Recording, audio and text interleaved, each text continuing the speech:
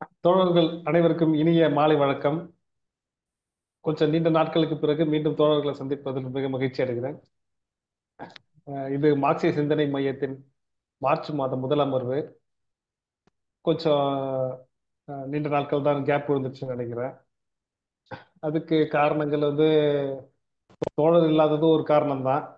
தோழர் இருக்கும்போது கூட இந்த மாதிரி கேப் விழும். ஆனாலும் கொஞ்சம் விரைவாக பண்ண முயற்சி செய்வோம். அதில் தோழர் பெருசாக மெனக்கெடுவாங்க. இப்போ மெனக்கெடுக்கிறதுக்கு மெனக்கெடுக்கிறதுக்கு கொஞ்சம் தோழர் இல்லாதது கொஞ்சம் சிரமமா தான் இருக்கு. ஏன்னா தோழருக்கும் குமர தோழருக்கும் வேலை இருக்கு, எனக்கும் வேற மாதிரி இருக்கு. அது இல்லாம அஹ், நல்ல மூல நூட்களை சம்பந்தமாவே பேசக்கூடிய நபர்களை பிடிக்கிறது நமக்கு சிரமமா தான் இருக்கு. அதுல இருந்து விஷயங்களை சொல்றதுக்கு பல்வேறு காரணங்கள். அதனால கொஞ்சம் நீண்ட நேரம் பிறகு திருப்பி மீண்டும் சந்திப்பதில் நம்ம மகிழ்ச்சி. இன்றைய கூட்டத்தில் ஒரு நிமிஷம்.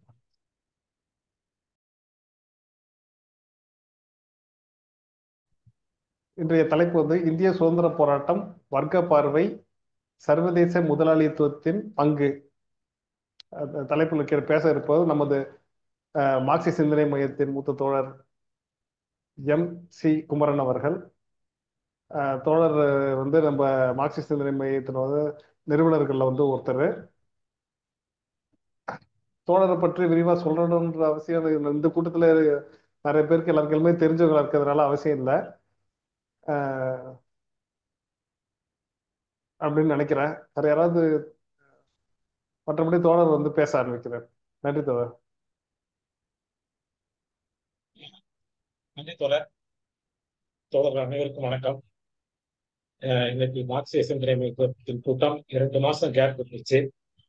அதுக்கு பல காரணங்கள் இருந்து இனிமேல் அட்லீஸ்ட் நம்ம 2 கூட்டம் மாசத்துக்கு முயற்சி பண்ணுவோம். இன்னொரு கூட்டங்களை இந்த மாசத்தை எடுத்து முடிக்கிறப்ப இல்லாட்டி அடுத்த மாசம் இருந்து கண்டிப்பா போறோம். இன்னைக்கு நான் எடுத்துக்கொண்ட தலைப்பு இந்திய சுதந்திர போராட்டம், வர்க்க பார்வை, சர்வதேச முதலாளித்துவத்தின் பங்கு. இதுதான் இந்த டாபிக் எடுத்துக்கிட்டது. நம்ம கம்யூனிஸ்ட் கட்சி அறிக்கையில முதல்லயே ஆரம்பத்திலே நான் சொல்றாரு, இதுவரையிலுமான சமுதாயங்களின் வரலாறு அனைத்துமே வர்க்க போராட்டங்களின் வரலாறே ஆகும். இந்த சரித்திரம் தெரிஞ்ச நாள்ல இருந்து போராட்டம் எடுத்துக்கிட்டவங்க வரலாறு அப்படின்னு எடுத்துக்கிட்டோம்னா, சமுதாய வரலாறு எடுத்துக்கிட்டோம்னா அது வர்க்க போராட்டங்களின் வரலாறு தான். அப்படிங்கிறப்ப நம்ம சுதந்திரமும் ஒரு போராட்டம் தான். அதுல கண்டிப்பா வர்க்கங்கள் இருந்திருக்கும். அப்ப அது என்ன வர்க்கங்கள் அதுல இருந்துச்சு அப்படிங்கறத நம்ம அனலைஸ் பண்றது அவசியம். அது ஏன் அப்படி அவசியம் அப்படிங்கிறத நான் அதை பார்க்க போறேன். ஏன் அவசியம், அது எப்படி நடக்குது அப்படிங்கிறத பார்க்க. ஸோ அந்த வர்க்க பார்வை இல்லைன்னு சொன்னா பல குழப்பங்கள் ஏற்படும். இன்றைக்கு கூட நான் பார்லிமெண்ட்ல ஒரு ஒரு டிபேட் பார்த்தேன். அதாவது நம்ம இந்திய பார்லிமெண்ட் 140 கோடி மக்களை ரெப்ரசென்ட் பண்றது. அங்க ஒரு பிஜேபி உறுப்பினர் பேசுவாரு, பாபர் நாடு பிடிக்க வந்தாரா இல்லையா, அவர் ஒரு ஆக்கிரமிப்பாளரா இல்லையா அப்படின்னு ஒரு ஆவேசமா பேசுவாரு. அதுக்கு எகென்ஸ்டா ஓவைசி பேசுறவர் என்ன பேசுறாரு, பாபர் மட்டுமா வந்தாரு, இன்னொரு ஒரு சுங்கமித்ரன் வந்தாரு, அவரும் தான் நாடு பிடிச்சாரு, இன்னொரு 5-6 பேர் சொல்றாரு. ஸோ இப்படி போயிட்டு ஆர்குமெண்ட். இது காரணம் என்னன்னு சொன்னா அவங்களுக்கு வர்க்க பார்வை இல்லாததுதான். வர்க்க அது அப்போ அந்த காலம் என்ன காலம், அது மன்னர்கள் ஆட்சி காலம், நிலப்பிரபுக்கள் ஆட்சி நிலப்பிரபுத்துவம் இருந்த காலம். அப்போ இந்த மாதிரியான ஒரு இன்வேஷன் நடக்கிறது, அதுக்கு எகேன்ஸ்டா போராடுறது, இதெல்லாம் நடக்கிறது தான். அதான் அவங்களுடைய நார்மல் லைஃப். அதை 21ஆம் நூற்றாண்டுல இன்னைக்கு மாடர்ன் டைம்ல உட்காந்துட்டு அவரு நாடு பிடிச்சாரா, இவரு பிடிக்கலையா, இவரு பிடிச்சாரா, அவர் பிடிக்கலையான்னு பேசிட்டு இருக்காங்க. இப்ப என்ன காரணம், அந்த மாதிரியான ஒரு உயர் பதவியில் இருக்கவங்க, உயர் பொசிஷன்ல இருக்கவங்களுக்கே இன்னும் அந்த வர்க்க பார்வைங்கிறது இல்லை. அப்படி இருந்தா இதெல்லாம் ஆமையா அந்த காலத்துல எல்லாமே விட்டா பண்ணிட்டு இருந்தா, அதுல பாபர் மட்டும் எக்ஸப்ஷன் இல்லை. எல்லா மன்னர்களும் இதே வேலை தான் பண்ணிட்டு இருந்தாங்க. பெரியார் சொன்ன மாதிரி இந்த சேரன் பொட்டாட்டிய சோழன் தூக்கி போயிடும், சோழன் பொட்டாட்டிய சேரன் தூக்கி போயிடும், இவங்களுக்காக போய் சட்டை போட்டு இருக்கிறவங்க பொட்டாட்டி பூரா தாலி இருக்கணும் அப்படின்னு ரொம்ப அவருக்கே உரிய பாணியில பேசுவாரு. ஸோ அந்த மாதிரி தான் அந்த காலம் இருந்துச்சு. ஸோ அப்படி இருக்கப்ப நம்ம அதை பற்றியெல்லாம் அதை பற்றியெல்லாம் நம்ம அன்னெசரியா பேசி டயத்தை வேஸ்ட் பண்றது தேவையில்லாத வேலை. அப்புறம் பலரும் பல கருத்துக்களை தெரிவிக்கிறாங்க. அவங்க பேசுறது அவங்கவுங்க மனசு போல பேசுறாங்க. சிலர் முன்முடிவுகள் எடுத்துக்கிட்டு பேசுறாங்க. அப்புறம் அவர்களுடைய சொந்த விருப்புகள், அப்புறம் டிவி டிபேட்ல வர்றது, இந்த சமூக வலைதளங்கள்ல போடுற மாதிரி இவர்னாலதான் வந்துச்சு சுதந்திரம், அவர்னாலதான் வந்துச்சு சுதந்திரம், இல்ல யாருமே போராடல அப்படிங்கிற மாதிரி பேசுறது. இந்த மாதிரி எல்லாம் வந்து ஒரு கன்ஃபியூசிங்கான கருத்துக்கள் இருக்கு.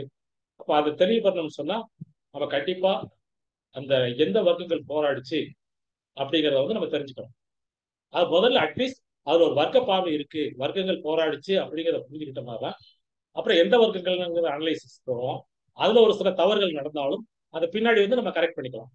ஆனா எதுவுமே இல்லாம சும்மா மொட்டையா போயிட்டு இல்லைங்க இவர் தாங்க அவர் தாங்கன்னு சொன்னா அப்புறம் இன்னைக்கு இந்த பார்லிமெண்ட் நடந்த டிபேட் மாதிரி தான் நம்மளுடைய டிபேட் நடக்கும். எதுக்காக சொல்றேன்னா இந்த மாதிரி ஒரு கருத்து உருவாக்கம் என்பது ரொம்ப முக்கியம். ஒரு சமுதாயத்துல நம்ம வந்து ஒரு சின்ன குழு தான், நம்ம பேசி என்ன ஆயிருப்போகுது அப்படின்னு நினைக்கலாம். அப்படி இல்லை, ஒவ்வொரு விஷயத்துக்கும் ஒரு கருத்து உருவாக்கம் என்பது முக்கியம். அப்போ வந்து இந்த பழைய விஷயங்களெல்லாம் விட்டுட்டு நம்ம மாடர்னா இன்னைக்கு என்ன தேவையோ அதை மட்டும்தான் நம்ம பேசணும், அதை பற்றி தான் சிந்திக்கணும், அதை பற்றி தான் செயல்படணும்.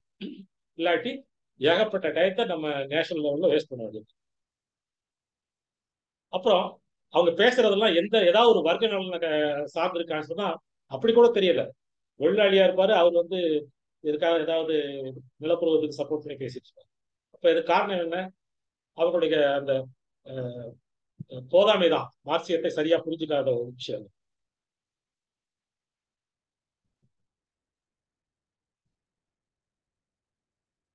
இப்ப நம்ம வந்து ஏதாவது ஒரு விஷயத்த செய்யறோம்னு வச்சுக்கோங்களேன், அதுக்கு ஒரு ஆசிட் டெஸ்ட் என்ன, எந்த விஷயம் வேணாலும் இருக்கணும். ஏதாவது ஒண்ணு செய்யறீங்க, செய்யறதுல வந்து ஒரு ஆசிட் டெஸ்ட்ங்கிறது என்ன, எதை வச்சு நீங்க அதை முடிவு பண்ணீங்க இந்த விஷயத்தை செய்யலாமா செய்யக்கூடாதா அப்படிங்கிறது. ஒரு விஷயம் ஃபர்ஸ்ட் என்னன்னு சொன்னா அது வந்து எந்த வர்க்க நலனையும் சார்ந்தது. நான் ஒரு வேலை செய்யறேன், இது வந்து நிலப்புற உற்பத்தி சார்ந்ததா, இல்ல முதலாளித்துவத்தை சார்ந்ததா, இல்ல ஒரு சோசியலிச நடவடிக்கை அப்படிங்கிறத பார்க்கணும். இப்ப இந்த ஆர்டர் வந்து இப்படிதான், லோயஸ்ட் வந்து நிலப்பிரபுத்துவம், அதுக்கடுத்து முதலாளித்துவம், அதுக்கடுத்து சோசியலிசம். இப்போ ஒரு எக்ஸாம்பிள் சொன்னேன், ரொம்ப பர்சனலா யாரும் எடுத்துக்க வேண்டாம். இப்ப இங்க இருந்து திருச்செந்தூர் போகணும், அங்க போய் அந்த கூட்ட நெரிசல்ல அடி பிடிச்சு நிக்கணும், நின்றுட்டு அந்த சாமியை பார்த்துட்டு கும்பிட்டு உடனே எனக்கு வந்து எல்லாமே கிடைச்சிடும் அப்படின்னு சொல்லி ஒரு நம்பிக்கையில வரலாம். அது கிடைச்சாலும் கிடைக்கும், இல்லாட்டி இன்னைக்கு இந்த கூட்டத்துல வந்து மூச்சு தம்பியை சேர்த்து போயிட்டாலும் அந்த மாதிரி நடந்தாலும் நடக்கும்.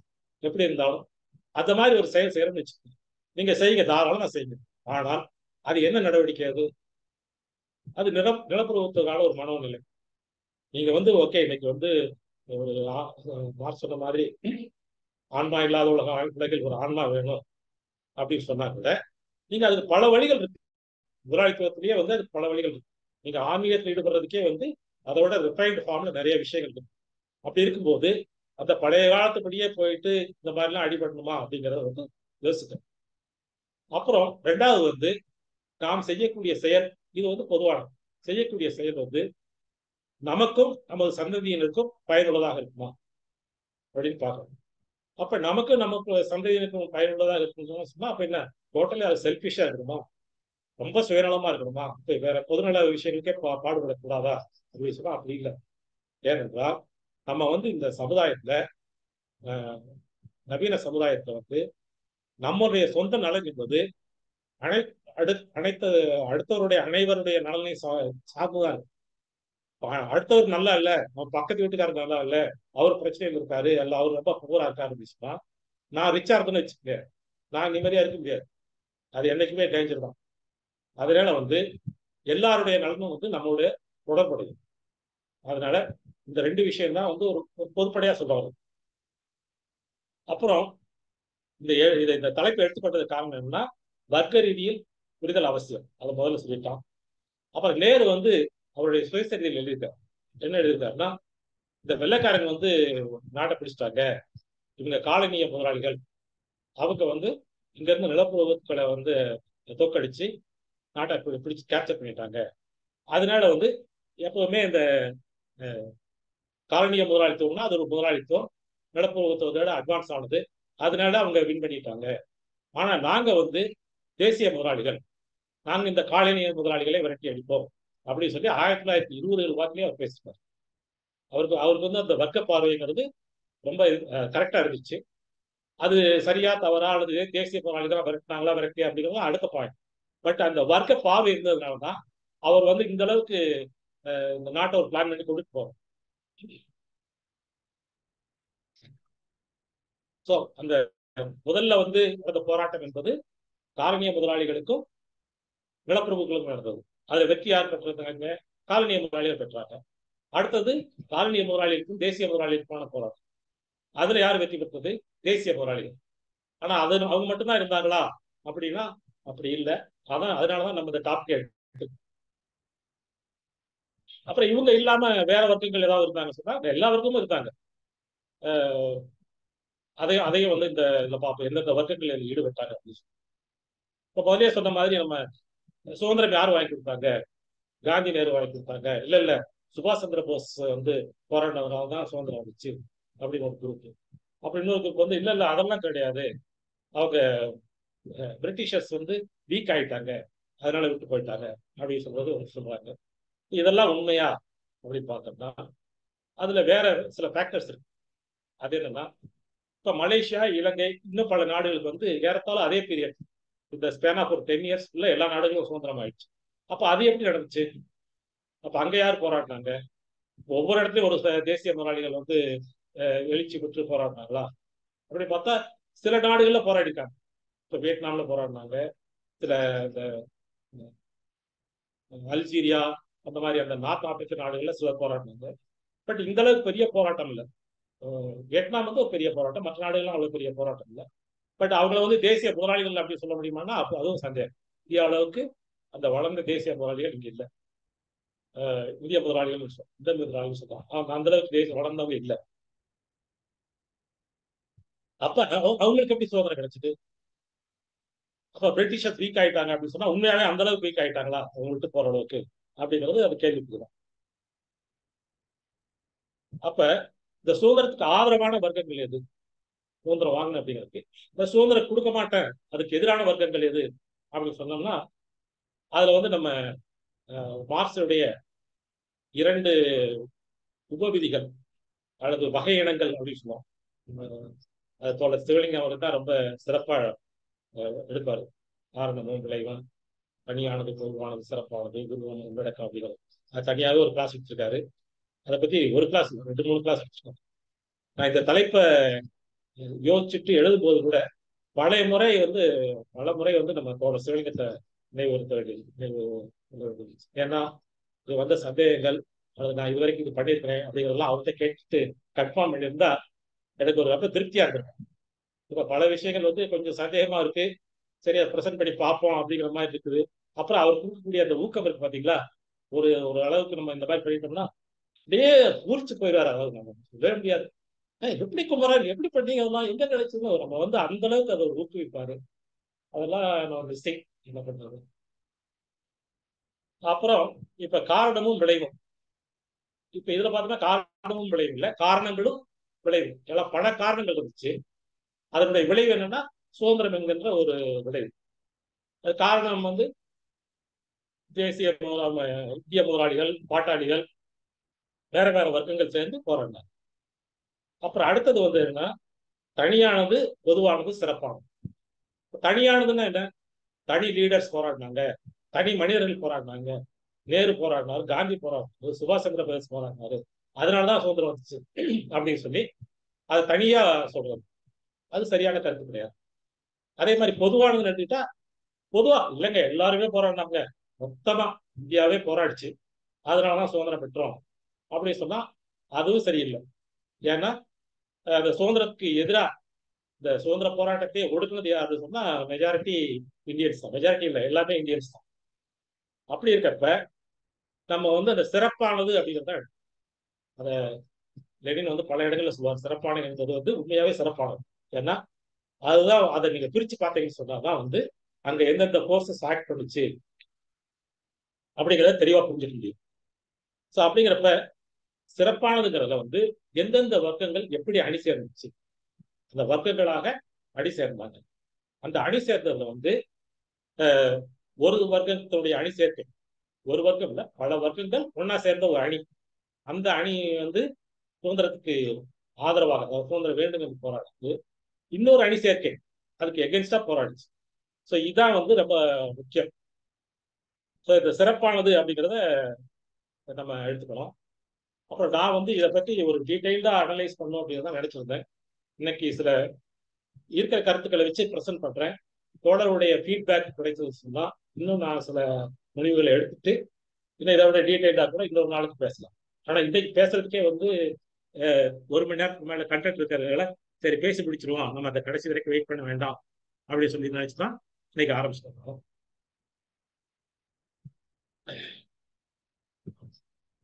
எந்தெந்த வர்க்கங்கள் வந்து சுதந்திர போராட்ட காலத்துல இருந்தாங்க இந்தியாவில்? இந்திய முதலாளிகள் இருந்தாங்க. அவங்க வந்து 1857 அந்த முதல் சுதந்திரத்துக்கு அப்புறம் வந்து கொஞ்சம் கொஞ்சமா டெவலப் ஆகி வளர்ந்து முதல் உலக போருக்கு அப்புறம் கொஞ்சம் டெவலப் ஆனாங்க. இந்த 2ஆம் உலக போர் ஆரம்பிக்கும் போதும் அந்த போரின் ஊடகம் வந்து பாத்தீங்கன்னா ஓரளவுக்கு வளர்ச்சி அடைஞ்சிருக்காங்க. இப்ப இருக்கிற அளவுக்கு வளர்ச்சி இல்லை, ஓரளவுக்கு இந்திய முதலாளிகள் அப்படிங்கிறவங்க வளர்ச்சிருந்தாங்க. அதை விட முக்கியமானது என்னன்னா, அந்த முதலாளிகளுடைய நலன்கள் பாதிக்கப்பட்டுச்சு. இருக்கிறவங்க கொஞ்சம் பேரா இருந்தாலும் வீக்கா இருந்தாலும் நம்ம வந்து இன்னும் வளராம இருக்கிறதுக்கு காரணம் என்னன்னு சொன்னா இந்த பிரிட்டிஷர்ஸ் தான், இவங்க காலனி ஆதிக்கம் தான் அப்படிங்கிற மாதிரி ஒரு எண்ணம் அவங்களுக்கு இருந்துச்சு. அது வந்து அந்த முதலாளியுடைய வளர்ச்சி என்பதை விட முதலாளியுடைய உணர்வு வந்து வளர்ச்சி அடைஞ்சிருச்சு. அப்புறம் நிலப்பிரபுக்கள், அவங்க வந்து ஒரு பெருந்தொகையா இருந்தாங்க, ரொம்ப பவர்ஃபுல் ஃபோர்ஸா இருந்தாங்க. அப்புறம் தொழிலாளர்கள், எப்பவும் முதலாளிகள் இருந்தா தொழிலாளர்கள் இருப்பாங்க. முதலாளிகள் எந்த அளவுக்கு ஸ்ட்ராங்கா இருக்கிறாங்களோ அந்த அளவுக்கு தான் தொழிலாளர்களும் ஸ்ட்ராங்கா இருப்பாங்க. முதலாளி வர்க்கம் எந்த அளவுக்கு வழி கட்டுறதா இருக்குதோ அந்த அளவுக்கு தான் தொழிலாளி வர்க்கமும் வழி கட்டுறதா இருக்கும். அந்த அளவுக்கு அவங்க தான் தொழிலாளர்கள் இருந்தாங்க. அவங்க வந்து முதலாளிகளுக்கு ஒரு சப்போர்ட்டா தான் அவங்க போராட முடிஞ்சது. தனிப்பட்ட முறையில் அவங்க போராடுறாங்க. அவங்களுடைய போராட்டங்கள்லாம் எப்படி இருக்குன்னா, பிரிட்டிஷர்ஸ்க்கு எகென்ஸ்டா வேலை நிறுத்தம், ரயில்வே மறிக்கிறது, அதாவது இந்த மாதிரி தொழிற்சாலைகள்ல வந்து வேலை நிறுத்தம், இந்த மாதிரி தான் இருந்துச்சு. இதுல வந்து இந்த நம்ம இந்திய முதலாளிகளின் சார்பா இருந்தது என்னன்னா இந்திய தேசிய காங்கிரஸ் கட்சி. அது உங்களுக்கு தெரியும். ஆனா அந்த காங்கிரஸ் கட்சியில வந்து எல்லாருமே இருந்தாங்க. தொழிலாளர்கள் இருந்தாங்க, சோசியலிஸ்டுகள் இருந்தாங்க, இந்து மகா சபை இருந்துச்சு, அவங்களுடைய உறுப்பினர்கள் இருந்தாங்க, ரொம்ப எக்ஸ்ட்ரீம் இந்துத்துவவாதிகள் கூட காங்கிரஸ் இருந்தாங்க. அதே மாதிரி முஸ்லீம் லீக் உறுப்பினர்களும் காங்கிரஸ் இருந்தாங்க. இவங்களுடைய ஒற்றை நோக்கம் என்னவா இருந்துச்சுன்னு சொன்னா சுதந்திரம் வாங்க வேண்டும் என்ற ஒரே ஒரு ஒற்றை நோக்கம் தான் இருந்துச்சு. ஸோ அந்த நோக்கத்துக்காக எல்லாரும் ஒன்று சேர்ந்து போராடினாங்க.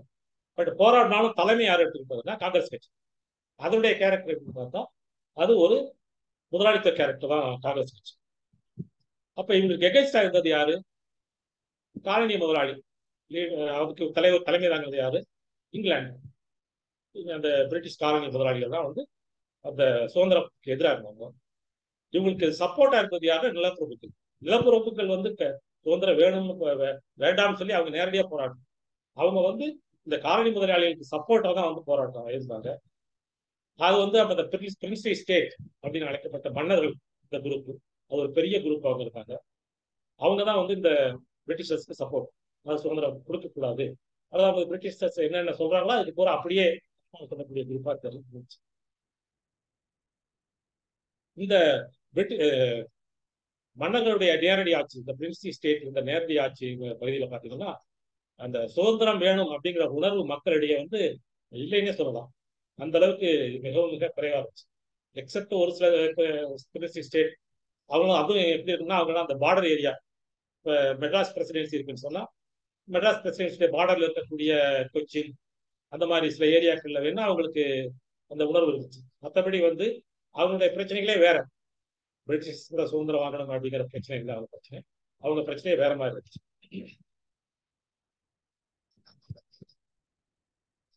இந்த பிரிட்டிஷ்குள்ள இருந்தவங்க எல்லாருமே வந்து பிரிட்டிஷ்க்கு ஆதரவாக தான் இருந்தாங்க.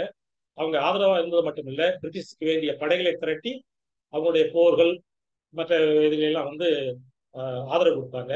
அப்புறம் ஏதாவது ஒரு சின்ன ஒரு அப்ரைசிங் ஏதாவது அவங்க பிரின்ஸ்லி ஸ்டேட்குள்ள நடக்குன்னு சொன்னா பிரிட்டிஷர்ஸ் நடக்கிறத விட அவங்க ரொம்ப கொடூரமான முறையில் நடக்கிறாங்க.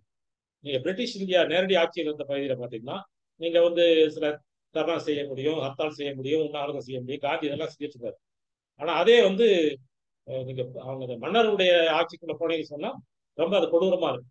அது நேருடைய சுயசரியிலே எழுதினார். பஞ்சாபுக்கு பக்கத்துல ஒரு ஸ்டேட்டுக்குள்ள ஒரு பிரச்சனைன்னு அவர் போய் அவரை பிடிச்சி ஜெயில போட்டு எப்படிலாம் கஷ்டப்பட்டு வெளியில வந்தோம் அப்படிங்கிறதெல்லாம் அவரு அந்த அவருடைய சுயசரிகள் இருப்பாரு.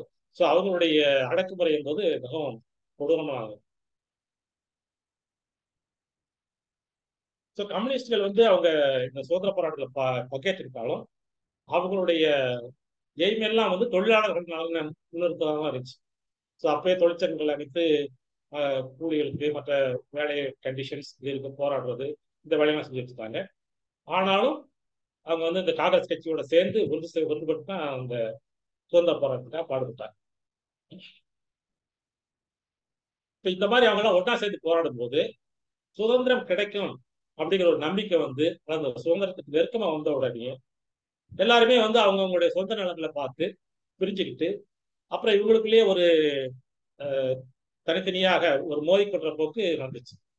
நம்ம முஸ்லீம் லீக்ல வந்து ஓப்பனா இருந்துச்சு. மற்ற குரூப்புகள்லயே வந்து பாத்தீங்கன்னு சொன்னா அந்த முதல்ல இருந்த ஒற்றுமையும் அந்த பிரிட்டிஷர்ஸ் எதிர்த்து போராடணும் என்ற அந்த உத்வேகம் வந்து அந்த சுதந்திரம் வர வர குறைஞ்சு போச்சு.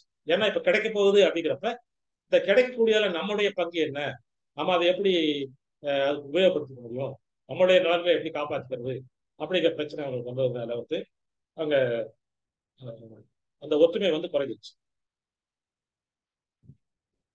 சரி, இப்ப இவங்க எல்லாம் இந்த மாதிரி ஒற்றுமையா இருந்தாங்கன்னு வச்சுங்க, அந்த ஒற்றுமை வந்து இவங்களை பிரிட்டிஷர்ஸ் விரட்டி அடிக்கிற அளவுக்கு போதுமானதா இருந்துச்சா அப்படின்னு பார்த்தா ஒரு பெரிய பெரிய கேள்விக்குறிதான். ஈவன் அவங்க 2ஆம் உலக போர்ல தோல்வி வெற்றி பெற்றாங்க. பட் ரொம்ப வீக் ஆயிட்டாங்க. அப்படி வீக் ஆயிட்டாலும் கூட இந்த இந்த இந்திய முதலாளிகளும் இந்த மற்ற அவருடைய கூட சேர்ந்த அணிகளும் தொழிலாளர்கள் எல்லாம் சேர்ந்த அணிகளும் சேர்ந்து பார்த்தீங்கன்னா அவங்க அந்த காலனி ஆதிக்கத்தை எதிர்த்து அவங்களை விரட்டுற அளவுக்கு ஒரு சக்தியா இருந்தாங்கன்னு சொன்னா அது கேள்விக்குறிதான். அது காரணம் என்னன்னா, காலனி ஆட்சி என்பது வந்து அது நடத்துறது ஃபுல்லா இந்தியர்கள் தான். அவங்க ஒரு அமைப்பை உருவாக்கிட்டாங்க. ரொம்ப கொஞ்சம் பேர் தான் இருந்தாங்க பிரிட்டிஷர்ஸ்.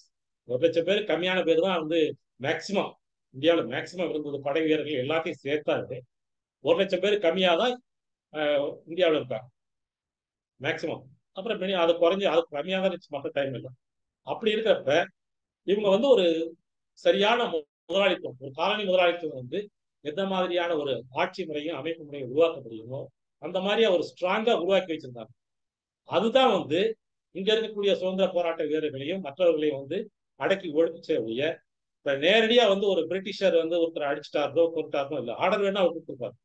ஜாலியன் வாலாபாக்ல வந்து ஆர்டர் கொடுத்தது வேணா அவர் டயரா இருக்கலாம், ஆனா சுட்டது பூரா நம்ம இந்திய சிப்பாய்கள் தான். அதே மாதிரி திருப்பூர் குமரன் மண்டையை உடைச்சது வந்து நம்ம இந்தியன் சிப்பாய் தான், எந்த பிரிட்டிஷர்ஸும் இல்லை. ஈவன் அங்க ஆர்டர் கொடுத்தது கூட அங்க பிரிட்டிஷர் திருப்பூர்ல வந்து ஒரு பிரிட்டிஷர்ஸ் ஆர்டர் கொடுத்துருப்பாரா அப்படின்னா சந்தேகம் தான். ஸோ அப்ப இந்த மிஷனரி தான் வந்து அவருக்கு கடைசி வரைக்கும் விசுவாசமா இருந்துச்சு. அந்த சுதந்திரம் வாங்கும் வரைக்கும் அவங்க வந்து விசுவாசமா தான் இருந்தாங்க. காங்கிரஸ் செய்யக்கூடிய ஒவ்வொரு போராட்டத்தையும் அடக்கியது எதுன்னா இந்த அமைப்பு தான். சோ இந்த காங்கிரஸுடைய போராட்டத்துக்கு வலு சேர்க்கிறது மட்டும் இல்லாமல் அது சுதந்திரம் பெறுவதற்கு ஒரு முக்கிய காரணியாக இருந்ததுன்னு சொன்னா சர்வதேச முதலாளித்துவம் தான் அதனுடைய முக்கிய காரணியா இருந்துச்சு. அது எந்த அளவுக்கு இருந்துச்சு அப்படிங்கிறத வந்து நம்ம அதை பெர்சன்டேஜ் போட்டு சொல்ல முடியாது. இல்லைங்க 50% மற்றதெல்லாம் இருந்துச்சு, 50% காலனி முதலாளித்துவம் அப்படிங்கும், இல்ல இது வந்து அது 10% தான் அப்படின்னு பெர்சன்டேஜ் போட்டா சொல்ல முடியாது.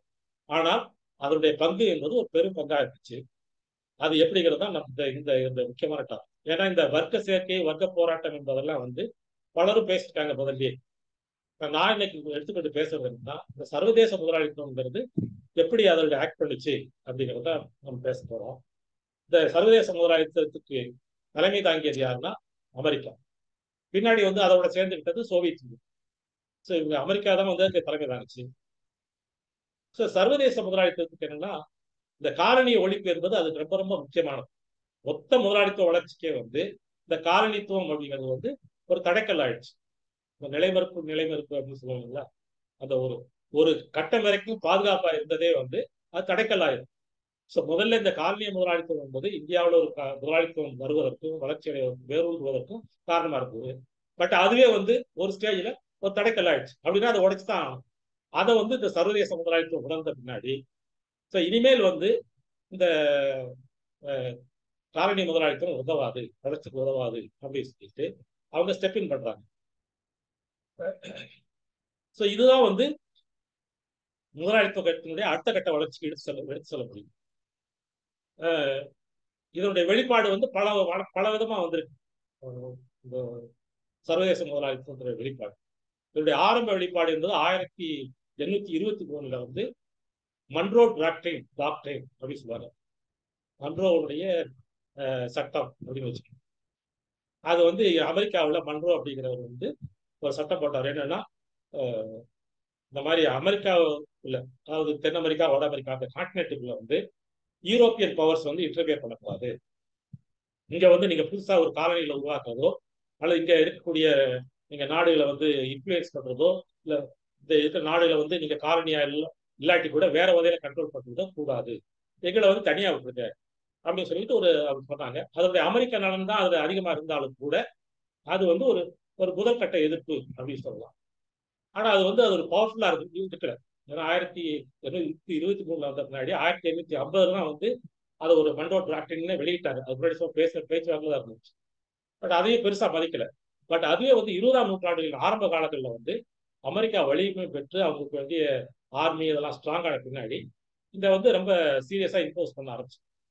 அந்த பீரியட்ல வந்து பாத்தீங்கன்னா தென் அமெரிக்கா வட அமெரிக்காவில் இருக்கக்கூடிய நாடுகள் அத்தனையுமே சுதந்திரம். அதுக்கு முன்னாடி வந்து அவங்க பெரும்பகுதி ஸ்பானிஷ் காலனியாவும் போர்ச்சுகீஸ் காலனியாவும் தான் இருந்தாங்க. அவங்க எல்லாமே வந்து சுதந்திரம் பெற்றாங்க. பட் அதை விட ரொம்ப முக்கியமானது என்னன்னா ஒரு இந்திய சுதந்திரத்துக்கு ஒரு அடித்தளமாக இருந்தது அல்லது ஆரம்ப புள்ளியாக இருந்ததுன்னு சொன்னா அது அட்லாண்டிக் சார்ட்டர் அப்படிங்கிறது. அது 14 ஆகஸ்ட் 1941 வந்து அப்போது அமெரிக்க பிரசிடென்ட் ஆக FD ரூஸ்வெல்ட்டும் இங்கிலாந்துடைய பிரதம மந்திரியாக இருந்த சர்ச்சில் அவர்களும் 2 பேரும் சேர்ந்து ஏற்றுக்கொண்ட ஒரு அறிக்கை. சார்ட்டர் அப்படின்னா சாசனம் அப்படின்னு சொல்லுவாங்க. அது ஒரு உடன்படிக்கை இந்த மாதிரி கூட வச்சுக்கலாம். சட்டம் கிடையாது, சட்டம் இல்லை, ஒரு உடன்படிக்கை, ஒரு அண்டர்ஸ்டாண்டிங் அந்த மாதிரி தான் அதை வச்சு. ஸோ இதனுடைய தேவை என்ன, இதுக்கு என்னென்ன முன்னேற்பாடு செஞ்சாங்க, உண்மையாகவே இது வந்து சுதந்திரத்துக்காக தான் இந்த கூட்டப்பட்டதா அப்படிலாம் பார்த்தாலும் அப்படிலாம் இல்லை. அது அந்த டீட்டெயிலுக்குள்ள ரொம்ப போக வேண்டாம். அதுவே தனி டாபிக் கிடையாது. ஸோ இந்த அட்லாண்டிக் சார்ட்டர்ங்கிறதுனா ஒரு இந்த அமெரிக்கா இல்ல கனடாவுடைய கிழக்கு பகுதி கடற்கரை பகுதியில் வந்து ஒரு கப்பல்ல சர்ச்சிலும் ரூஸ்வெல்ட்டும் சந்திச்சு ஒத்துக்கொண்டது தான் இந்த அட்லாண்டிக் சார்ட்டர். 9ஆம் தேதி ஆகஸ்ட் 1941 அவங்க சந்திச்சாங்க. அப்புறம் எல்லாம் லாங் டிஸ்கஷனுக்கு அப்புறம் அது 14th ஆகஸ்ட் அன்னைக்கு வெளியிட்டாங்க. இந்த ஆகஸ்ட் அப்படிங்கிறதுக்கு வந்து சுதந்திரத்துக்கு ஒரு கனெக்ஷன் இருக்கு. 15th August 41 after 6 years. அதுக்கு முன்னாடி வந்து அந்த சார்ட்டர் வந்து அவங்க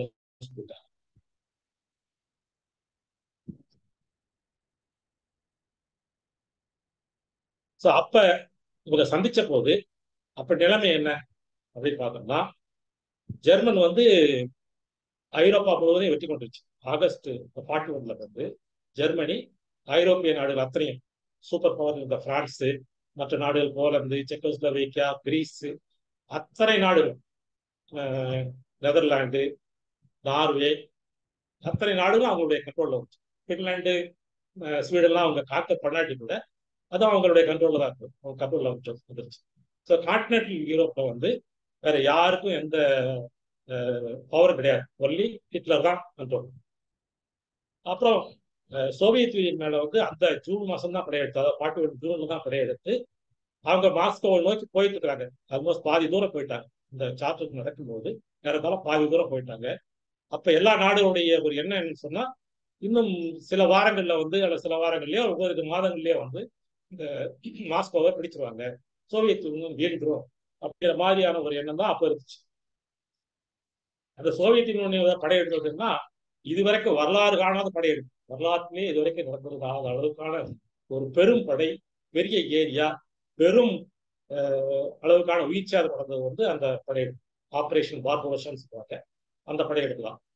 நம்ம அந்த டீட்டெயில்ஸ்லாம் போக வேண்டாம். பட் நம்ம அந்த காலகட்டம் எப்படி இருந்துச்சு அப்படிங்கிறத மட்டும் பார்ப்போம். ஸோ இப்படி இருக்கக்கூடிய நிலைமையில வந்து 2 தலைவர்களும் சந்திச்சு 2 பேருக்குள்ள எப்படி ஒரு ஒத்துழைப்பு ஏற்படுத்துறது, இந்த வாரம் எப்படி கொண்டு போறது, அடுத்து எப்படி ஹிட்லரை டீல் பண்றது. ஏன்னா ஹிட்லர் வந்து யூரோப் பிடிச்சிட்டாரு, சோவியத் யூனியன் பிடிச்சிட்டாருன்னா அவ்வளவுதான், எல்லாமே முடிஞ்சுது. அப்புறம் பிரிட்டன் தான் ஒரு குட்டி நாடு, அதுக்கு இடையில கடல் இருக்கிறதுனால தப்பிச்சிட்டு இருந்துச்சு. அதையும் அவர் என்ன செய்வார்னு தெரியாது. அதே சமயத்துல ஈஸ்டர்ன் சைடு எடுத்தீங்கன்னா ஜப்பான் வந்து சைனாவை ஃபுல்லா பிடிச்சிட்டாங்க. அவங்க இந்த ப்ரிப்பேரிங் பிலிப்பைன்ஸ் மற்ற நாடுகளெல்லாம் பிடிக்கிறதுக்கு வந்து அவங்க தயாராகிட்டு இருந்தாங்க. ஸோ அந்த மாதிரியான ஒரு காலகட்டத்தில் வந்து 2 பேரும் சந்திச்சாங்க. சந்திச்சு இந்த மாதிரியான ஒரு உடன்படிக்கை போட்டது அப்படிங்கிறதா வந்து இது ரொம்ப ஒரு ஆச்சரியமான விஷயம் தான். இதுல வந்து சர்ச்சிலுடைய எண்ணம் என்னன்னு சொன்னா, அமெரிக்கா போர்ல நேரடியா தலையிடணும். சர்ச்சில் வந்து இதை பத்தி எல்லாம் பேசுறதுக்கே போகல. ரூஸ்வெல்ட்டுக்கும் அந்த மாதிரி ஒரு எண்ணம்லாம் இல்லை. ஆனா அவர் சர்ச்சிலுடைய உரை என்னன்னா, அமெரிக்கா நேரடியா தலையிடணும். அது வரைக்கும் வந்து வேணுங்கிற உதவியெல்லாம் செய்யணும். அதாவது ஆன் சப்ளை எல்லாமே செஞ்சுட்டு இருக்கணும் அப்படிங்கிறது தான் சர்ச்சிலுடைய எண்ணம். ரூஸ்வெல்ட்டுக்குடைய என்னன்னா, இங்கிலாந்துக்கு நம்ம முடிஞ்ச அளவுக்கு உதவிகள் செய்யணும். அவருடைய தனிப்பட்ட முறையில வந்து நம்ம நேரடியா போர்ல ஈடுபடணும் அப்படிங்கிறதான். பட் அமெரிக்காவில் இருந்த ஒரு பெரிய எதிர்ப்பு இயக்கங்கள்னால வந்து அவரால் நேரடியா தலையிட முடியல, இந்த போர்ல தலையிட முடியல. ஆனால் உதவிகள் செய்யணும் அப்படிங்கிறதுல அவருக்கு ரொம்ப பர்டிகுலர் இருந்தாரு. ஸோ ஃபர்தரா எப்படி அதை கொண்டு போகலாம் அப்படிங்கிறதுனால தான் அவங்க வந்து இந்த மீட்டிங்க்கு ஒத்துக்கிட்டாங்க. இந்த ஒத்துக்கொண்ட இந்த 14 அம்சங்கள், இந்த 14ஆம் தேதி ஆகஸ்ட்ல இந்த சார்ட்டர், ஆகஸ்ட் 14, 1941, அப்பதான் அந்த சார்ட்டர் வெளியிடப்பட்டது. அதுல வந்து 8 பாயிண்ட்ஸ், 8 கிளாஸஸ் இருந்துச்சு. அது 8 சரத்துக்கள் அப்படின்னு சொன்னா அதெல்லாம் இருந்துச்சு.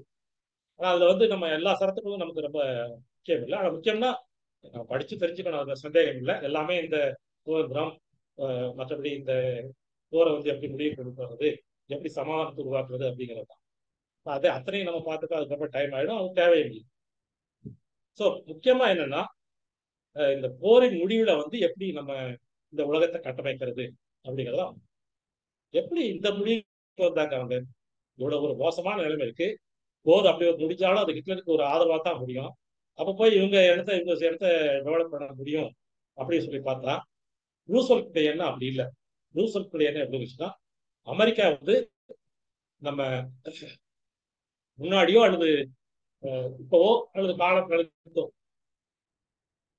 ஸோ நம்ம வந்து கண்டிப்பா இதுல தலையிடுவோம். தலையிடும் போது வெற்றி நம்ம பக்கம் தான் வரும். இப்ப அதுக்கப்புறம் இருக்கக்கூடிய உலகம் எப்படி இருக்கணும் அப்படின்னு அவர் ரூஸ்வெல்ட் நினைச்சிருக்கணும். சர்ச்சிலுக்கு வந்து அந்த மாதிரி தான் எண்ணம் இருக்கணும். ஏன்னா இந்த அளவுக்கு வந்துட்டார் அப்படின்னு சொன்னா ஏதோ ஒரு வகையில ஹெல்ப் பண்ணி போரை வந்து முடிவு கொண்டு வருவாரு நமக்கு சாதகமா அப்படிங்கிற நிலைமையில தான் இருந்திருக்கணும். இருந்தாலும் இந்த கண்டிஷன்ல வந்து இப்படி ஒரு சார்ட்டரை உருவாக்குறதுங்கிறது ரொம்ப ஆச்சரியம் தான். இந்த சார்ட்டர் என்ன சொல்லிச்சுன்னா, போர் முடித்த பின்னாடி ஒரு புதிய உலக அமைப்பு எப்படி இருக்கலாம் அப்படிங்கிறதான பிரகடனம் தான் இது. முக்கியமா அதான், போர் எப்படி நடத்துறதுங்கிறதோ ஹிட்லரை பத்தியோ அதை பத்திலாம் எந்த பேச்சுமே இல்லை. இந்த போர் முடிச்ச பின்னாடி இந்த புது உலகம் எப்படி இருக்கணும், ஒவ்வொரு நாடுகளும் ஒன்றுக்கொன்று எப்படி ஒத்துழைத்துக் கொள்ள வேண்டும், எப்படி அவங்களுக்குள்ள டீல் பண்ணணும் அப்படிங்கிறது தான் இந்த சார்ட்டருடைய முக்கியமான பிரகடனம். இந்த பிரகடனத்தை பார்த்தீங்கன்னா சொன்ன மாதிரி 8 பாயிண்ட்ஸ் இருந்துச்சு. 8மே முக்கியம் இல்லை. அதுல 3, 4வது பாயிண்ட் தான் ரொம்ப முக்கியம். அதுல 3வது பாயிண்ட் தான் ரொம்ப ரொம்ப முக்கியமானது. 3வது பாயிண்ட் என்ன சொல்லிச்சுன்னா, அனைத்து மக்களும் தங்களுக்கு வேண்டிய அரசாங்கத்தை தேர்ந்தெடுத்துக் கொள்ளும் உரிமை. எல்லா நாடுகளும், இந்த நாடு அந்த நாடு இல்லை, உலகத்தில் இருக்க அத்தனை நாடுகளும் இருக்கிற மக்களும் அவங்க அரசாங்கத்தை தேர்ந்தெடுக்கணும். அப்புறம் வலுக்கட்டாயமாக அடிமைப்படுத்தப்பட்ட மக்கள் விடுதலை மற்றும் அவர்கள் இறையாண்மையுடன் கூடிய தன்னாட்சியை அமைத்துக் கொள்ளும் உரிமை. யார் இப்ப அடிமையா இருக்கிறாங்களோ அவங்க எல்லாம் விடுதலை பெறணும். விடுதலையை பெற்றது மட்டுமல்ல, அவங்களுடைய ஆட்சியை அமைத்துக் கூடிய உரிமை வேணும். இதுதான் 3வது சரத்து. 4வது சரத்துனா, அனைத்து நாடுகளும் தங்களுடைய பொருளாதார நலனுக்காக வேண்டிய பொருட்களை இறக்குமதி அல்லது ஏற்றுமதி செய்வதற்கு குறைந்த அளவிலான தடைகள் அதோட கூடிய சமமான அளவுக்கு எல்லாத்துக்கும் இருக்கும். அதாவது சொல்றதுன்னா ட்ரேட் பேரியர்களுக்கு பெருசா இருக்கக்கூடாது. அப்படி இருந்தாலும் வந்து அதுல வந்து பாரபட்சம் இருக்கக்கூடாது. இதுக்கு முன்னாடி எப்படி இருந்துச்சு, காலனிய நாடுகள்னா அவங்க அந்த காலனி முதலாளிக்கு ஒரு சட்டம், மற்ற நாடுகளுக்கு ஒரு சட்டம். ஒரு பொருளையே இந்தியாவில் இருந்து இப்போ அமெரிக்கா வந்து ஒரு ஒரு பொருளை ஏற்றுமதி பண்ணணும், இறக்குமதி பண்ணணும்னா இந்தியாவில இருந்து இறக்குமதி பண்றது ஏற்றுமதி பண்றதுக்கு முதல்ல வந்து பிரிட்டிஷர்ஸ் பெர்மிஷன் வேணும். அப்படி இருந்தாலும் அவங்க சொல்லக்கூடிய கண்டிஷன்ஸ், இப்ப இந்த டேரிஃப் வார்லாம் போட்டுருக்காரு ட்ரம்ப், அந்த மாதிரி அந்த கண்டிஷன்ஸ்க்கெல்லாம் ஒத்துக்கிட்டு தான் அவங்க வந்து அந்த வேலையை செய்ய முடியும். ஸோ அந்த மாதிரி எதுவும் இல்லாமல் எல்லாருமே வந்து ஃப்ரீ ட்ரேட், அதாவது சொல்ல போனோம்னா ஃப்ரீ ட்ரேட் வேணும். இது வந்து அந்த சர்வதேச போராட்டத்திற்குரிய ஒரு கோரிக்கை. ஸோ இதுதான் இந்த 2 முக்கியமான பாயிண்ட். அதுல ரொம்ப பிரச்சனைக்குரியதாகவும் பிரிட்டிஷர்ஸ்க்கு வந்து ரொம்ப கவலையில் ஆழ்ந்தது, குழப்பத்தில் ஆழ்த்தியது, ரொம்ப அவங்களுக்கு பிரச்சனையா இருக்கிறது என்ன, அந்த 3வது பாயிண்ட் தான். அது நேரடியாவே என்ன சொல்லுது, நீங்க எல்லா நாடுகளையும் விடுதலை பண்ணிடணும், காலனி நாடுகள்லாம் வச்சுக்கூடாது அப்படின்னு சொல்லி அப்படியே அந்த நேரடியாக நீங்க எடுத்துக்கிட்டீங்கன்னா போர் முடிஞ்ச உடனே எல்லா நாடுகளையும் விடுதலை பண்ணிடணும் அப்படின்னு தான் அது சொல்லுது. இதைத்தான் ஒத்துக்கிட்டார், சர்ச்சில் இதை வந்து ஒத்துக்கிட்டார். ஒத்துக்கிட்டு அவர் பின்னாடி அதை எப்படி இன்டர்பிரட் பண்ணார்னா, இல்ல இல்ல, அதாவது தன்னாட்சியில் ஆல்ரெடி இருந்து அடிமைப்பட்ட நாடுகள் எது எது இருக்கோ அதுக்கு தான் இது பொருந்தும். அப்படின்னா யூரோப்புக்கு தான் அது பொருந்தும். ஏன்னா அதுதான் அடிமைப்பட்டிருக்கும். மற்ற நாடுகள்லாம் வந்து ஃப்ரீ நாடுகள். மற்ற நாடுகள்லாம் முதலே ஆல்ரெடி அடிமையா இருக்கிறது தான். இந்தியா ஆல்ரெடி அடிமையா இருக்கிறது தான். ஸோ அந்த நாடுகளுக்கு தான் இது பொருந்தாது அப்படின்னு சொல்லி சொன்னாரு. ஸோ ஜெர்மனி வந்து எதை கைப்பற்றிச்சோ அதுக்கு தான் இது பொருந்தக்கூடிய, இந்தியா போன்ற நாடுகளுக்கு, இந்தியா ஆப்பிரிக்கா இருக்கிற நாடுகள் இது பொருந்தாது அப்படின்னு சொல்லிட்டு வந்து அவர் ஒரு இன்டர்பிரட் பண்ணி எல்லாத்தையும் சொல்லியிருந்தார். ஆனா இதை ஒத்துக்கிட்டார், இந்த சாசனத்தை வந்து ஒத்துக்கிட்டார். ஒத்துக்கிட்ட பின்னாடி போய் எவ்வளவு கட்ட சாஸ்திரத்தை பார்த்துக்கிட்டீங்கன்னா ஒரு அப்படி இருக்கப்ப இது ஒரு பொதுப்படையா சொன்னது வந்து நீங்க எப்படி வேணாலும். ஆனா ரூசல்ட் வந்து இதை பத்தி வெளியில பொதுப்படையா அது சொல்லல. ஆனா அவருடைய உதவியாளராக இருந்து அந்த மீட்டிங்ல கலந்துக்கிட்டது வந்து சொல்லியிருக்காரு.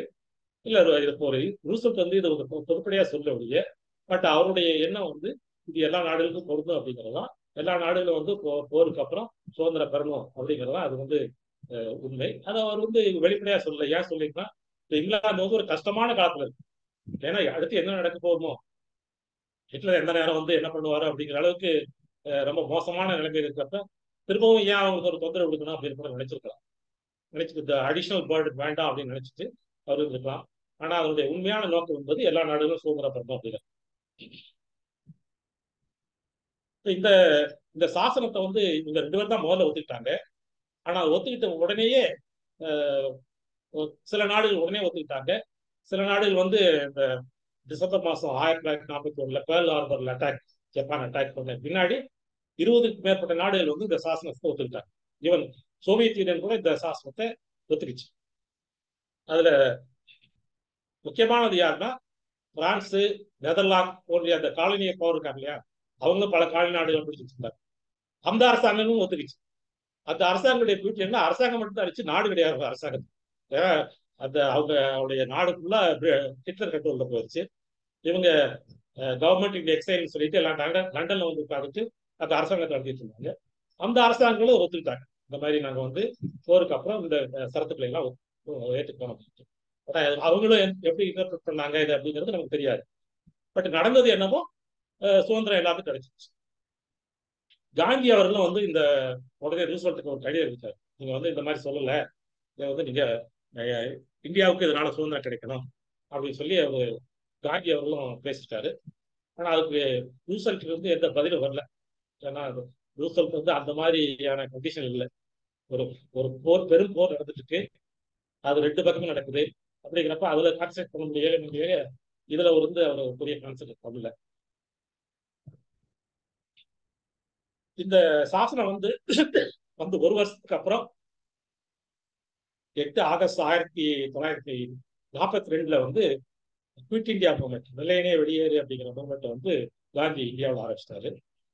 அப்போ வந்து அது மேல நம்பிக்கை இல்லையா அவருக்கு, இந்த சாசனத்து மேல நம்பிக்கை இல்லையா, அதனாலதான் இப்படி ஆரம்பிச்சிட்டாரா, போருக்கு அப்புறம் சுதந்திரம் கிடைக்கும் போது கிடைக்கும் அப்படிங்கிற நம்பிக்கை அவருக்கு இல்லையா அப்படின்னு சொன்னா அதுக்கு அதை நமக்கு அஜித் சொல்ல முடியாது. ஏன்னா அதுக்கு வேற காரணம் அதை அனலைஸ் பண்ணணும்னு சொன்னா அதை மட்டும் குவிட் இந்தியா மூவ்மெண்ட் ஏன் வந்துச்சு அப்படிங்கிறத மட்டும் எடுத்துக்கிட்டு நம்ம அனலைஸ் பண்ணோம். இந்த டாபிக்ல நம்ம அதை கவர் பண்ண அது தனியான ஒரு விவாதத்துக்குரிய. அப்புறம் பின்னாடி வந்து 1943 டிசம்பர்ல நடந்த டெஹரான் கான்ஃபரன்ஸ், டெஹரான்ங்கிற ஈரானுடைய தலைநகர்ல வந்து 3 சூப்பர் பவர், இந்த போருக்கு நடந்த பீரியட்ல இந்த super power America, Soviet union, England, 3 தலைவர்கள் ரூஸ்வெல்ட், சர்ச்சில், ஸ்டாலின் 3 பேர் மீட் பண்ணாங்க. பட் அப்ப இருந்த கண்டிஷன் அது கம்ப்ளீட்லா வேற. இந்த சார்ட்டர் வந்த காலத்துக்கும் இப்ப இருந்த காலத்துக்கும் 2 வருஷத்துக்கு அப்புறம் பாத்தீங்கன்னு சொன்னா கம்ப்ளீட்லி டிஃபரெண்ட். இப்ப எப்படின்னு சொன்னா 1943 ஜெர்மனுடைய தோல்வி உறுதியாயிடுச்சு. இந்த நேச நாடுகள் சோவியத் யூனியன், மெயினா சோவியத் யூனியன் தான் அந்த ஜெர்மனியுடைய பெரும் படையை எதிர்கொண்டு அவங்க வெற்றி கொண்டது சோவியத் யூனியன் தான். இவங்க ஜப்பான பெரும்படையை எதிர்கொண்டது அமெரிக்கா. இங்கிலாந்து என்ன பண்ணாங்கன்னா அவங்க அடி வாங்கினாங்க, வடிவேல் மாதிரி எவ்வளவு அடிச்சாலும் தாங்க மாதிரி நல்லா அடி வாங்கிட்டு இருந்தாங்க. அப்புறம் இவங்க 2 பேரும் வந்த உடனே அர்ஜுன் ஒரு படத்துல சப்போர்ட் பண்ண உடனே வடிவேலு திருப்பி வைப்பார் இல்லையா, அந்த மாதிரி இங்கிலாந்து வந்து பாரியாக்கு தலைவர் வந்துட்டாங்கய்யா அப்படின்னு சொல்லிட்டு இவங்க இடையில வந்து ஒரு ஒரு மீடியம் பவர் அதான் இருந்தாங்க, சூப்பர் பவர் கிடையாது. ஸோ அந்த டெஹரான் கான்ஃபரன்ஸ் வந்து அந்த அந்த அப்ப என்ன கண்டிஷன் சொன்னா, அப்போ வந்து பிரிட்டிஷர்ஸ் எப்பவும் போல தான் இருந்தாங்க. அமெரிக்கா வந்து வார்ல ஈடுபட்டு ஜப்பானை நெருங்கிட்டு இருந்தாங்க. பல இடங்கள்ல அவங்களுக்கு தோல்விகளை, மிட்வேல வந்து ஜப்பானுக்கு தோல்வி, பல இடங்கள்ல தோல்வி அடைஞ்சு ஜப்பானை வெற்றி கொள்ளலாம் அப்படிங்கிற அளவு இருந்தாங்க. அதே மாதிரி சோவியத் யூனியன் வந்து மாஸ்கோவில் இருந்து ஜெர்மன் படைகளை துரத்திட்டு, அதுக்கப்புறம் ஸ்டாலின்கிராட் ஒரு பெரு வெற்றியை அடைஞ்சு, அதுக்கப்புறம் பேட்டில் ஆஃப் குர்ஸ்க்லையும் வெற்றி அடைஞ்சு ஜெர்மனியுடைய முதுகெலும்பு உடைக்கப்பட்டு விட்டது, இனிமே ஜெர்மனினால எதுவும் பண்ண முடியாது, இனி மேட்டர் ஆஃப் டைம், ஜெர்மனியுடைய தோல்வி என்பது மேட்டர் ஆஃப் டைம் அப்படிங்கிற அளவுக்கு இந்த கண்டிஷன். அந்த கண்டிஷன்ல வந்து 2 லீடர்ஸும், ரூஸ்வெல்ட்டும் ஸ்டாலின் 2 பேருமே சேர்ந்து, நீங்க போருக்கு அப்புறம் நீங்க என்ன செய்யணும், இந்த மாதிரி காலனிகளெல்லாம் விடுதலை பண்ணிடணும் அப்படிங்கிறத வந்து இன்சிஸ்ட் பண்ணாங்க. அது சர்ச்சிலுக்கு விருப்பம் இல்லதான். ஆனா இருந்தாலும் என்ன பண்றது, வேற வழியே கிடையாது. அவர் வந்து அப்ப அமெரிக்காவுடைய தயவில் தான் இருந்தார். அமெரிக்கா ஆர்ம்ஸ் அம்யூனிஷன் கொடுக்கறது, சப்ளை பண்றது, பணம் கொடுக்கறது, அதை வச்சுதான் இந்தியாவுடைய எக்கானமியை ஓடிட்டு இருந்துச்சு. அதனால வந்து அவருக்கு சொல்றதெல்லாம் அவர் கேட்டுதான் இருக்குது.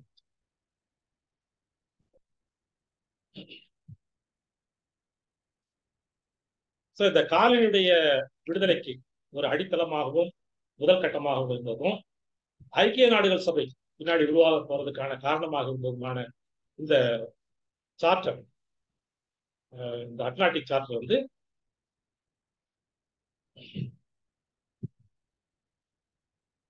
ரொம்ப முக்கியமானது. ஆனா அந்த சார்ட்டருடைய பியூட்டி என்னன்னு சொன்னா, இதுல யாருமே கையெழுத்து போடல. சர்ச்சிலும் கையெழுத்து போடல, ஒரு ரூஸ்வெல்ட் கையெழுத்து போடல. அப்ப அப்படி இருந்தா இது எப்படி ஒரு பவர்ஃபுல்லா ஆச்சு? ஒரு சட்டம் இல்ல, ஒரு சட்ட அங்கீகாரம் இல்ல, இதை எங்கேயும் நீங்க எக்ஸ்பிரஸ் பண்ண முடியாது. அப்படிங்கிறப்ப எப்படி இவ்வளவு பவர்ஃபுல்லா வந்துச்சு அப்படின்னு சொன்னா, திரும்பவும் நம்ம மார்க்சியத்தை தான் போகணும்.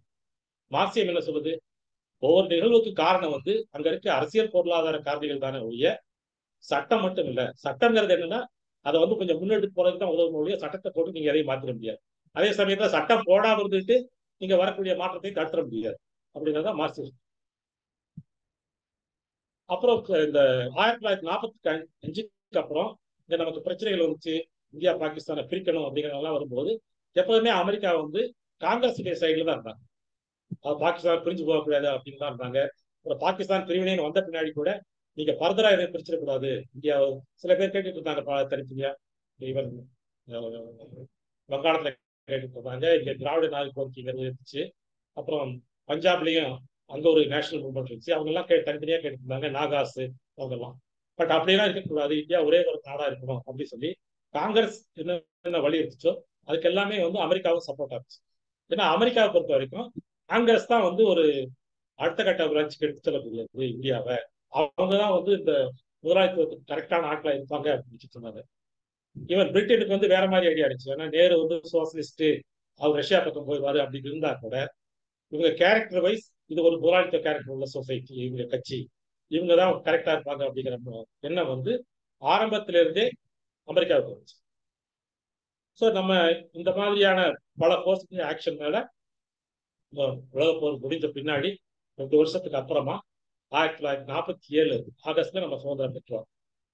நம்ம மட்டும் சுதந்திரம் பெறல, ஏறத்தாலும் அந்த கொஞ்சம் முன்ன பின்ன பீரியடுகளில் வந்து பார்த்துட்டு சொன்னா எல்லா நாடுகளும் சுதந்திரம், மலேசியா, சிங்கப்பூர், ஸ்ரீலங்கா, ஆப்பிரிக்காவுக்கு கட்டும் நாடுகள், இந்தோ சைனா, இந்தோனேஷியா, எல்லா நாடுகளும் சுதந்திர நாடுகள் ஆயிடுச்சு.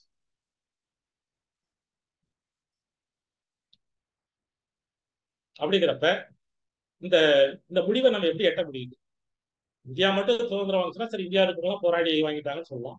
இப்போ இத்தனை நாடுகள் இருக்காங்கன்னா அப்போ ஒவ்வொரு நாடுகளையும் போராட்டாங்களோ அப்படின்னு பெரிய போராட்டங்கள் நடக்கல. இந்த அளவுக்கான ஒரு பெரிய தேசிய போராளிகளோட போராட்டம் நடக்கல.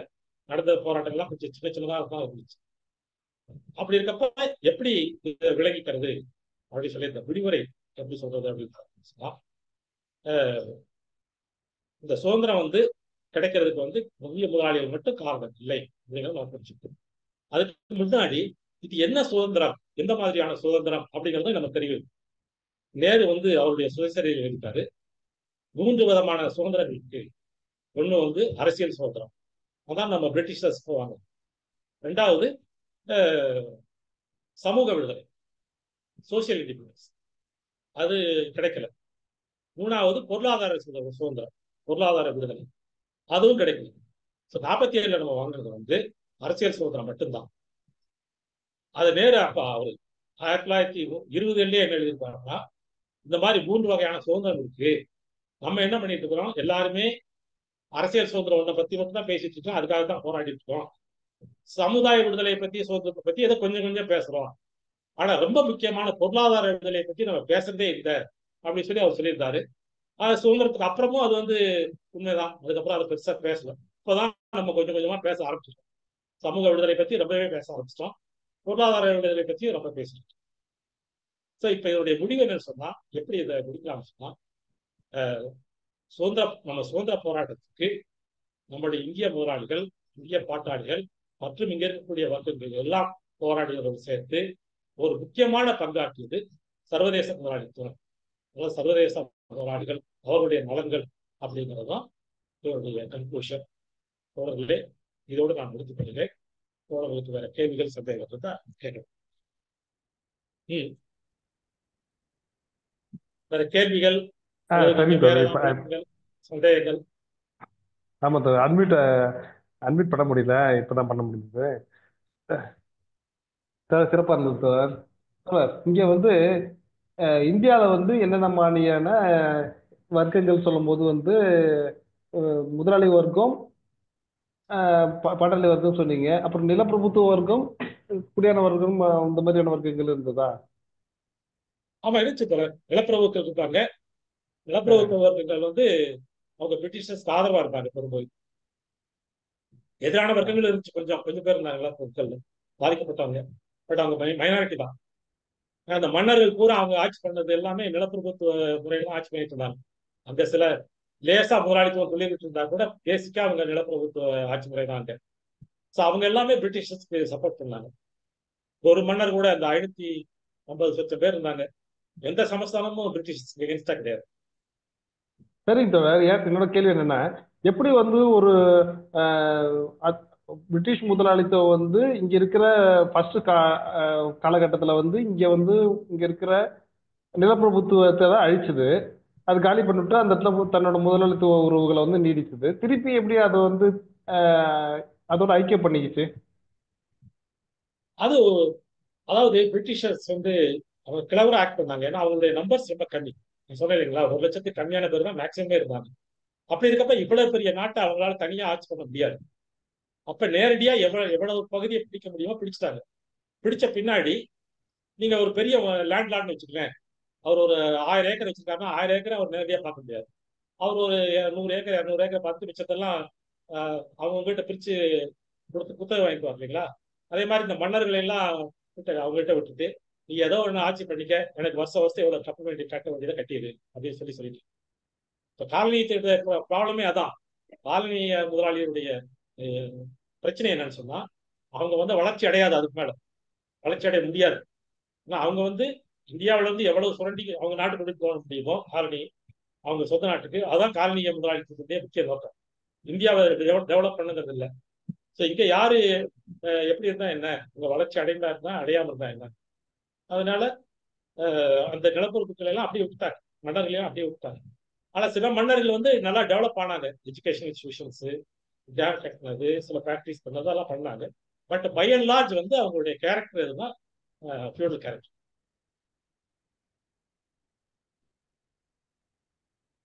தோழர்கள், வேற சரிங்க தோழர்கள் சார், ஏதாவது நன்றி சார். பேசுறீங்களா தோழர்? அன்மியூட் பண்ணிட்டு வாங்க போறேன்.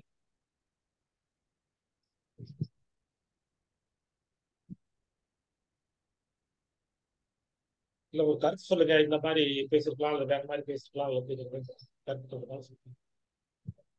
ஹலோ. சொல்லு தோழர்.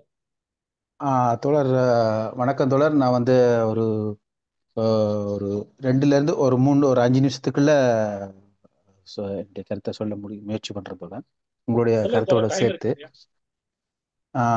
நீங்கள் முதல்ல எடுத்துக்கொண்ட இந்த இந்த தலைப்பு வந்து சுவாரஸ்யமாக இருந்தது. ஒவ்வொரு தலைப்புகள் சுவாரஸ்யமாக இருந்தாலும் ஆனால் அதனுடைய நீங்கள் இன்னும் விரிவாக்கமாக சொல்லியிருந்தால் இன்னும் நல்லா இருந்திருக்கும். அந்த விரிவாக்கம்ன்றது கொஞ்சம் புதாம இருக்குது. நல்ல முக்கியமான தலைப்புல எடுத்துட்டு அதை விரிச்சு சொல்றதுல கொஞ்சம் விரிவா சொல்லியிருந்தா நல்லா உற்சாகமா நல்ல இதா இருந்திருக்கும். அதனால நான் சில விஷயங்களை சொல்லும்போது அந்த ஜப்பானை பொறுத்த வரைக்கும் வந்து அமெரிக்காவுக்கு இரண்டாம் உலகப் போர்ல அதுல கலந்து கொள்ற நோக்கம் இல்லை. அப்ப அந்த ஜப்பான் வந்து இந்த கப்பலை தாக்கினதுல அவங்களுக்கு வந்து ரூஸ்வெல்ட் முடிவு பண்ணிட்டாருன்னா இந்த போர்ல வந்து கலந்து கொள்ளணும்னு சொல்லி அங்க அமெரிக்காவில் பாராளுமன்றம் காங்கிரஸே வந்து அவங்களுக்கு இதுக்கு ஆதரவு கொடுத்துட்டுது. அதுக்கப்புறமா அந்த இத இப்ப உங்க தொடருடைய கருத்துக்கு ம், இப்போ நெருக்கமா இருக்கிறதால தான் கொஞ்சம் கொஞ்சம் பின்னுக்கு இருந்து சொல்ல வேண்டியிருக்கு. அப்புறம் ரெண்டாம் உலக போர்ல வந்து அவங்க போட்டுக்கொண்ட சில முக்கியமான விடயங்கள் வந்து அஹ், அந்த ஒப்பந்தத்துல வந்து போட்டுக்கொண்டது தனி மனித சுதந்திரம். ஒரு அப்போ வந்து இந்த யூரோப்பில் வந்து ஒவ்வொரு நாடுகளும் தனித்தனியாக தனித்தனி கல்வி முறை, தனித்தனியான மனநிலைகள், தனித்தனியான ஒரு விதமான அரசியல், அப்படி இந்த மாதிரி எல்லாம் கலந்து ஒரு ஒரு அஹ், ஒரு விதமான ஒரு ஒரு சாம்பார் மாதிரி இருந்ததால தான் அவங்க ஆராய்ச்சி பண்ணி பார்த்ததுல இந்த தனி மனிதர்களுடைய அஹ், இந்த இந்த முரட்டு போக்குகளுக்கெல்லாம் என்ன காரணங்கன்றெல்லாம் ஆராய்ச்சி பார்த்து வந்து ஒரு முடிவுக்கு வராங்கன்னா அஹ், முதல்ல தனி மனிதனுக்கு ஒரு சுதந்திரம், அதே மாதிரி அவனுடைய பாதுகாப்பு, அதே மாதிரி அந்த டிக்னட்டிவ் இது வந்து உறுதி செய்யப்படணும். அது நிச்சயமாக வந்து நான் வாழ்ற நாட்டில் வந்து அது நான் நேரடியாக கண்கூடவா இதை வந்து நான் பார்க்குறேன். அப்புறம் அதுக்கப்புறமா அந்த அவங்க போட்டுக்கொள்றது வந்து ஒரு 20 வருஷத்துக்கு அவங்க அந்த போடுற பொருளாதார ஒப்பந்தம். அதாவது அந்த 1945க்கு பிறகு அவன் வந்து போட்டுக்கொள்றது வந்து எந்த நாடும் ஐரோப்பாக்குள்ள ஒருத்தர் ஒருவர் போர் செய்யறது இல்லை. ஆனா பொருளாதார பொருளாதார காரணங்கள் தான் அங்க வந்து முன்னிலைப்படுத்தி ஒவ்வொரு நாட்டுக்கும் வந்து கடன்கள் கொடுக்கறது, விநியோகத்துல வந்து சீரா அதை செயற்பட வைக்கிறது. ஏன்னா மார்க்சியத்தின் இதன்படி முதலாளித்துவம் அது இயங்குறதுக்கு அந்த சப்ளை அதுதான் வந்து டிமாண்ட், அதுதான் வந்து ஒரு முக்கிய புள்ளியா இருக்கிறதால இப்போ அதுக்கு வந்து அவங்க வந்து முக்கிய ஒப்பந்தம் போட்டு அதை வந்து 20 வருஷத்துக்கு அதை எழுதிக்கிறாங்க. அப்புறமா அதுக்கு பிறகு வந்து இந்த காலனி விடுதலை, அதுக்கு காரணம் வந்து காலனித்துவ நாடுகளில் வந்து அங்கே இருக்கிற நாடுகளில் தீர்க்க முடியாத பொருள் செலவு. ஒவ்வொரு நாடுகளிலும் வந்து தொடர் 1 லட்சம் இராணுவமா இருந்தாலும் அந்த அந்த இராணுவத்துக்குரிய செலவுகள் அதைன்றதெல்லாம் வந்து அவங்களால ஈடுகட்ட முடியலை. ஆம், அதால அவங்க வந்து அப்படி அதை விட வேணுமன்றது ஒரு நிலைக்கு அவங்க வந்து தள்ளப்படுறாங்க. அடுத்தது வந்து அதோட வந்து நிற்காம ஐரோப்பாக்குள்ளே வந்து அந்த ஒரு கூட்டு பாதுகாப்பு, முதலாளித்துவ நாடுகளுக்குள்ளே அவங்க இயல்பா அந்த ஒரு 28 நாடுகள் இருந்தாலும் அதுக்குள்ள வந்து அவங்க கூட்டு பாதுகாப்பு, பொருளாதாரம் பற்றிய அந்த பொருளாதார விநியோகங்கள், உற்பத்திகள், அதை மாதிரி அப்ப அதோட சேர்த்து அந்த ஐக்கிய நாடுகள் சபையும் உருவாகுது. உம் அதே காலப்பகுதியில வந்து உம் ஆஹ் முக்கியமா வந்து அந்த ஜால்டா மாநாடு, அந்த ஜால்டா மாநாடுல வந்து அந்த 3 முக்கிய தலைவர்கள் ஜால்டா கான்ஃபரன்ஸ்ல வந்து முக்கிய நம்ம தலைவர்கள் கலந்து வின்ஸ்டன், ஸ்டாலின், மற்றது இப்போ சர்ச்சில், இவங்க 3 பேரும் கலந்து அவங்க வந்து முக்கியமான ஒப்பந்தங்களை போட்டுக்கிறாங்க. அதாவது வந்து அந்த ஜெர்மனை வந்து எப்படி கையாள்றது, அதை வந்து ஒரு 4 பிரிக்கணும். அப்புறமா வந்து முக்கியமா வந்து ஐக்கிய நாடுகள் சபை மூலமா அது அங்கதான் அங்க உருவாகிறதுக்கான ஒரு ஆஹ், அத்திவாரம் போடப்படுது. ஆஹ் அதிலேயே வந்து ஜப்பானுக்கான போரை வந்து கையெழுத்து அவங்க வந்து பணிய வைக்கிறது இல்லையாண்டா அவங்களோட முற்றாவா அழிக்கிறது. அதான் வந்து இந்த கூட்டு இராணுவத்துல வந்து ஒப்பந்தம் போட்டுக்கிறாங்க. அதுல என்னண்டா சோவியத் ரஷ்யாவும் அதுல கையெழுத்து போட்டுக்குது. ஆஹ் அதுக்கு பிறகு அவங்க வந்து படிப்படியா அந்த ஒப்பந்தத்துக்கு மேல ம், அந்த ஜெர்மனியின் பத்தி நாட்டை வந்து மறுசீரமைப்பு பண்றது, அந்த சரணடைந்தவர்களுக்கு வந்து ம், தண்டனை கொடுக்கறது, இந்த மாதிரி வந்து அந்த ஐக்கிய நாடு சபை மூலமா அந்த ஒப்பந்தங்கள் மூலமா கொஞ்சம் கொஞ்சமா நடைமுறைக்கு கொண்டு வராங்க. அதுக்கு பிறகு இந்த போருக்கு காரணமாக தான் அந்த ஐரோப்பிய நாடுகளில் இருக்கிற அந்த பொருளாதார இழப்புகளும் இங்கேயும் இருக்குது. முழு ஐரோப்பிய நாடும் பொருளாதார இழப்புகள் ஏற்பட்டதால வந்து செலவுகளை சமாளிக்க முடியல. அப்போ ஒரு ஸ்திரத்தன்மையும் இல்லை. ஏன்னா அந்த காலகட்டத்தில் திருப்பியும் ஒரு போர் வார மாதிரியான ஒரு சூழ்நிலை ஏற்பட்டு இருக்கு. இந்த ஒப்பந்தம் போட்டாலும் அந்த ஸ்டாலினுக்கு வந்து முழுக்க ஜெர்மனை கைப்பற்றணும்ன்ற நோக்கம் இருக்குது. அப்போ அவருக்கு வந்து அமெரிக்காவில் வந்து நியூக்ளியர் பாம் இருக்கிறதால ஒரு அச்சம். அது முடியால அது அவங்களும் சோவியத்தும் வந்து அதை கண்டுபிடிச்சதால வந்து அந்த நவீன உற்பத்தி இராணுவத்தில் தலைவங்கினதால யாரும் யுத்தம் செய்ய முடியாத ஒரு சூழ்நிலைக்கு தள்ளப்படுறாங்க. யாருமே ஒரு யுத்தத்தை சிவா தோழர், சாரி நீங்க வந்து இதே ஒரு டாபிக் எடுக்க தோழர். ஏன்னா அவ்வளவு நீளமா அவ்வளவு விஷயம் வச்சிருக்கீங்க நீங்க இதை பத்தி பேசுறது. அதனால நீங்க ஒரு கிளாஸ் முடிச்சிடறேன். சரி, சீக்கிரமா முடிச்சிடறேன். இல்ல எதுக்காக சொல்றேன்னா, இன்னைக்கு நம்ம எடுத்துக்கிட்ட தலைப்பு வந்து இந்திய சுதந்திர போர்ல வந்து முதலாளித்துவ இருப்பாங்க. நீங்க சொல்றதெல்லாம் கரெக்ட் தான். யால்டா மாநாடு, இந்த மாநாடுலாம் வந்து ஃபர்தரா ஜெர்மனியை எப்படி பிரிச்சுக்கிறது, ஐரோப்பாவை என்ன பண்றது, போலந்து என்ன பண்றது, ஒரு நாடு எப்படி நடந்துக்கிறது அப்படிங்கிறதெல்லாம் பேசினாங்க. நான் எடுத்துக்கிட்ட தலைப்பு இதனால அதனால அதை பேசுறேன். நீங்க சொல்றது எல்லாமே கரெக்ட் தான். அப்புறம் இவ்வளவு சுருக்கமா முடிக்கணும்னா நான் 45 மினிட்ஸ்ல முடிச்சிடணும் அப்படிங்கிறதா. ஏன்னா இனிமே வந்து ரொம்ப லாங் டிஸ்டன்ஸ் எல்லாம் இருந்தா வந்து அது கேட்கறவங்களுக்கு ஒரு மாதிரி நமக்கு தெரிஞ்சதை பூரா சொல்லிட்டு சொல்லணும்னு சொன்னா கேட்கறவங்களுக்கு இன்ட்ரெஸ்ட் இருக்கும். அவங்களுக்கு ஒரு டைம் லிமிட்டோட பேசினாதான் அது அது வந்து அவங்களுக்கு நல்லா இருக்கும், ஒரு இன்ட்ரெஸ்டிங்கா இருக்கும் அப்படின்றதுனால அது ஷார்ட்டா இருந்துச்சு. நீங்க என்ன சொல்ல வரீங்கன்னா கொஞ்சம் சுத்தமா இல்ல. இப்ப நான் வந்து கேட்டது வந்து அப்ப இந்த காலனிய ஆதிக்க விடுதலைக்கு வந்து காந்தியாருடைய போராட்டம் காரணமா அல்லது ஐரோப்பிய நாடுகளில் ஏற்பட்ட பொருளாதார மாற்றங்கள் காரணமா, எது அடிப்படையான காரணம்ன்றத தெரிஞ்சு கொள்ள விரும்புகிறேன். இதன் மூலம் நான் முதலே சொன்னேன், காரணங்களும் விளைவும் அப்படின்ட்டு. பல காரணங்கள் ஒரு விளைவை உண்டாக்கலாம். நம்ம அதை அந்த மார்க்சியவோ இந்த உப விதிகள்ல பார்த்துருக்கோம் இல்லைங்களா. அதனால எல்லா காரணங்களும் சேர்ந்துதான் இந்த சுதந்திரம் என்பதை உருவாக்குச்சு. அதுல எது எவ்வளவு பர்சன்டேஜ் பார்ட்டிசிபேட் பண்ணிச்சு, அதனுடைய கான்ட்ரிபியூஷன் என்ன அப்படிங்கறது வந்து விளக்குறது கஷ்டம். ஆனால் இந்த சர்வதேச முதலாளித்துவம் அப்படிங்கிறது வந்து ஒரு பெரிய பங்கு ஆற்றுச்சு அப்படிங்கிறது முக்கியம். அதை வந்து நிறைய பேர் நம்ம ரெகனைஸ் பண்றது இல்லை அப்படிங்கிறதுனாலதான் நான் இந்த டாபிக் பேசுறேன். இவர் தான் காரணமா அப்படின்னு சொன்னா அது இவர் காரணம் இல்லைன்னா அவருக்கு தான் காரணம். இது காரணமான அதுவும் தான் காரணம். சுபாஷ் போஸ் காரணமான அதுதான் காரணம். அது எந்த அளவுக்கு ஒவ்வொன்றும் கான்ட்ரிபியூட் பண்ணிச்சு அப்படிங்கிறது வந்து நமக்கு தெரியாது. ஆனா எதுவுமே காரணம் இல்லாம நடக்காது. இந்த எல்லாம் சேர்ந்துதான் நடந்துச்சு.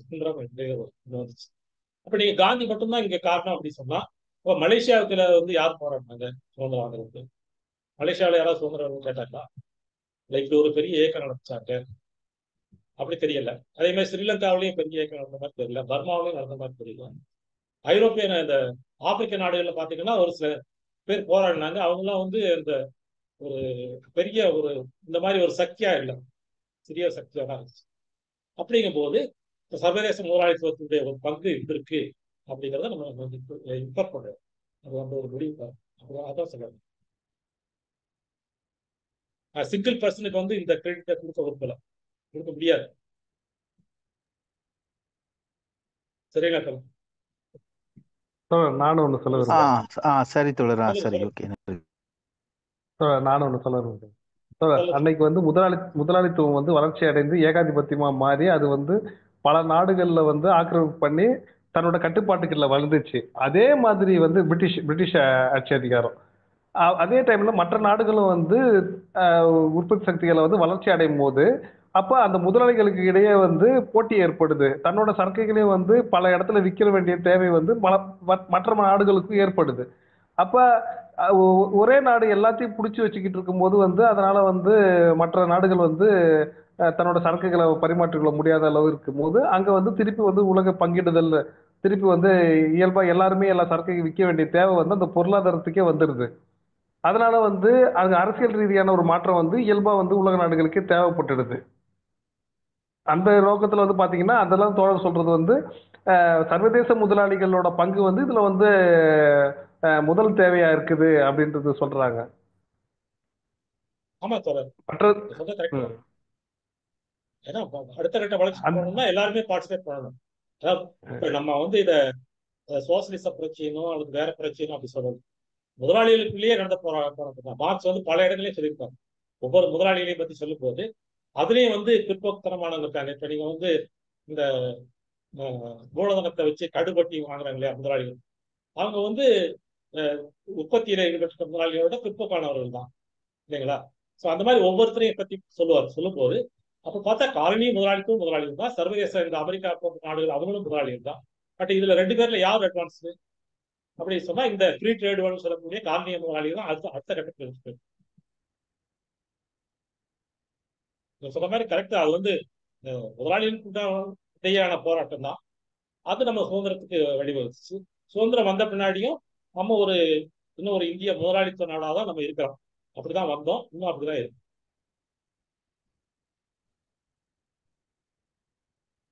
தோழர்கள் வேற மற்ற தோழர்கள் தோழர்களுக்கு கருத்துக்கள் கருத்துக்கள் கேள்விகள் இல்லாட்டி இங்க ஏதாவது கேள்வி வந்தது? தோழர் விஸ்வரன் பேசுறேன். சொல்லுங்க. சொல். ஆ, தோழர் நேருனுடைய சுயசரிதனுடைய இதுல ஒரு 3 விடுதலைகளை பற்றி சொன்னீங்க. அரசியல் விடுதலை மட்டும் கிடைச்சிருக்கு, பொருளாதார விடுதலை, சமூக விடுதலை இன்னும் பெற வேண்டியிருக்கு அப்படின்னு சொல்லி அவரு எழுதியிருக்கதா சொன்னீங்க. இந்த இந்திய விடுதலை என்பதுல இந்திய விடுதலை என்பது சர்வதேச முதலாளித்துவத்தினுடைய ஒரு ஆர்வமா அவர்களுடைய ஒரு ஆதரவோட தான் விடுதலை பெற்றது. அந்த அவருடைய ஆதரவு வந்துட்டு இந்திய தேசிய காங்கிரஸுக்கு இருந்தது. ஆனா இந்திய தேசிய காங்கிரஸுக்குள்ளார பல்வேறு விதமான கருத்துக்கள்ல இருந்தது. சோசியலிஸ்ட கருத்து உள்ளவர்களும் இருந்தாங்க, இந்து மதவாத கருத்து உள்ளவர்களும் இருந்தாங்க. ஒட்டு மொத்தத்துல விடுதலை, அரசியல் விடுதலை பெற்றாலும் இந்த சமூக விடுதலை, பொருளாதார விடுதலைக்கான அந்த போராட்டம் என்பது எந்த அளவுக்கு முன்னோக்கி எடுத்து செல்லப்பட்டிருக்கிறது. அதுக்கு இப்போது இந்த விடுதலை பெற்றாச்சு, அரசியல் விடுதலை, அதற்கு தடைகளை கடந்து வருவதற்கான சாத்தியக்கூறுகள் என்ன இருக்குன்றத கொஞ்சம் சொன்னீங்கன்னா நல்லா இருக்கும். தோழர், நான் இன்னைக்கு எடுத்துக்கிட்ட தலைப்பு வந்து சுதந்திரம். சுதந்திரம் வரைக்கும் என்ன நடந்துச்சு அப்படிங்கிறது தான். சுதந்திரத்துக்கு அப்புறம் என்ன நடந்துச்சு அப்படிங்கறத வந்து அது தனியா பேசுறதுல அது பெரிய டாபிக். பட் இருந்தாலும் நீங்க கேட்டதுனால ஒரு சுருக்கமா சொல்ல வச்சுக்கிறேன். அடுத்த கட்ட வளர்ச்சிக்கு கண்டிப்பா போய் தான் தீரும். இந்த அரசியல் விடுதலையோட நிக்காது. நீங்க அடுத்து வந்து சமூக விடுதலையில வந்து பல விஷயங்கள் நடந்துட்டு இருக்குது. நம்ம சுதந்திரம் வாங்கின உடனேயே குடியரசு ஆகணும், குடியரசு ஆகின உடனேயே பல சட்டங்கள் போட்டோம், நடைமுறையும் படுத்தோம். அதாவது கல்வியை பரவாக்குறது, இந்த அன்டச்சபிலிட்டியை போக்குறது, ஜாதிகள் எல்லாம் ஒழிக்கிறது, அந்த மாதிரி பல சட்டங்கள் போட்டோம். பட் அதெல்லாம் நிறைவேற்றி அப்படியே கம்ப்ளீட்டா போயிடுச்சாலும் நான் போகல. ஆனா ஒண்ணுமே போகலைங்க, அப்படியே தான் இருக்காங்கன்னா அப்படியும் இல்லை. ஸோ ஒரு மாற்றங்கள் நடந்திருக்குது. இது போதுமா போதாதா அப்படி சொன்னா வந்து அது வந்து எல்லாமே கற்பனை. இது வரைக்கும் நடந்திருக்கிறது தான் உண்மை. இவ்வளவுதான் முடியும் நம்மளால, அது வரைக்கும் செஞ்சிருக்கோம். இப்ப இனிமேல் என்ன நடத்தி என்ன செய்ய போறோம் அப்படிங்கிறது தான் முக்கியம். அதனால அந்த அதுக்கப்புறம் என்ன நடந்துச்சு அப்படிங்கிறது வந்து அது ஒரு பெரிய விவாதத்துக்குரிய பொருள் தவிர, அதுவும் இப்ப நடந்துட்டு இருக்கிறதெல்லாம் பாத்தீங்கன்னு சொன்னா அது ரொம்ப டீப்பா டிஸ்கஸ். சரிங்க சார், சரிங்க, நன்றி சார். நன்றி நன்றி. தொடர். வேற வேற தோழர்கள் யாரும் வேற யாரும் கேட்கறாங்கன்னு தெரியல. நான் இன்னொன்னு கேட்டிருந்தேன் வேற. தொடர். இப்ப சரி. அன்றைக்கு வந்து விடுதலை போராட்ட காலத்துல வந்து சர்வதேச முதலாளிகளுக்குள்ள ஒரு போட்டியே ஒரு நடந்தது. அதனால வந்து பல நாடுகள் இதாயிடுச்சு. இன்னைக்கு வந்து அமெரிக்கா, ரஷ்யா பனிப்போர் போட்டுக்கிட்டு ஒரு 70 ஆண்டுகள் சண்டை போட்டிருந்த நாடா இருந்தது. இன்னைக்கு வந்து இணக்கமா போறதும், ஐரோப்பா வந்து எதிராக வர்றதும், இன்னைக்கு அது மாதிரி பழைய சூழலை வந்து பல நாடுகள் விடுதலை ஆகிறதுக்கோ, பல நாடுகள் வந்து வேற மாதிரி மாற்றுறதுக்கு வாய்ப்புகள், அதை பத்தி டாபிக் கொஞ்சம் தள்ளிதான் இருக்குது. இல்ல வேற யாரும் பழைய கேட்கறதால கேட்டேன். பழைய நிலைமை வராது, பழைய நிலைமை வராது. வேற வேற அணிச்சேர்க்கைகள் நடக்கும். அதெல்லாம் நம்ம பொறுத்து தான் பார்க்கணும். அது வந்து ஒவ்வொரு டெவலப்மெண்ட் எப்படி நடக்குது, இந்த பொருளாதார முன்னேற்றம் எப்படி நடக்குது, அப்போ வந்து என்ன நெருக்கடிகள் ஏற்படுது, இந்த நெருக்கடிகளுக்கு ஏற்ப இந்த அணிச்சேர்க்கைகள் மாறும்.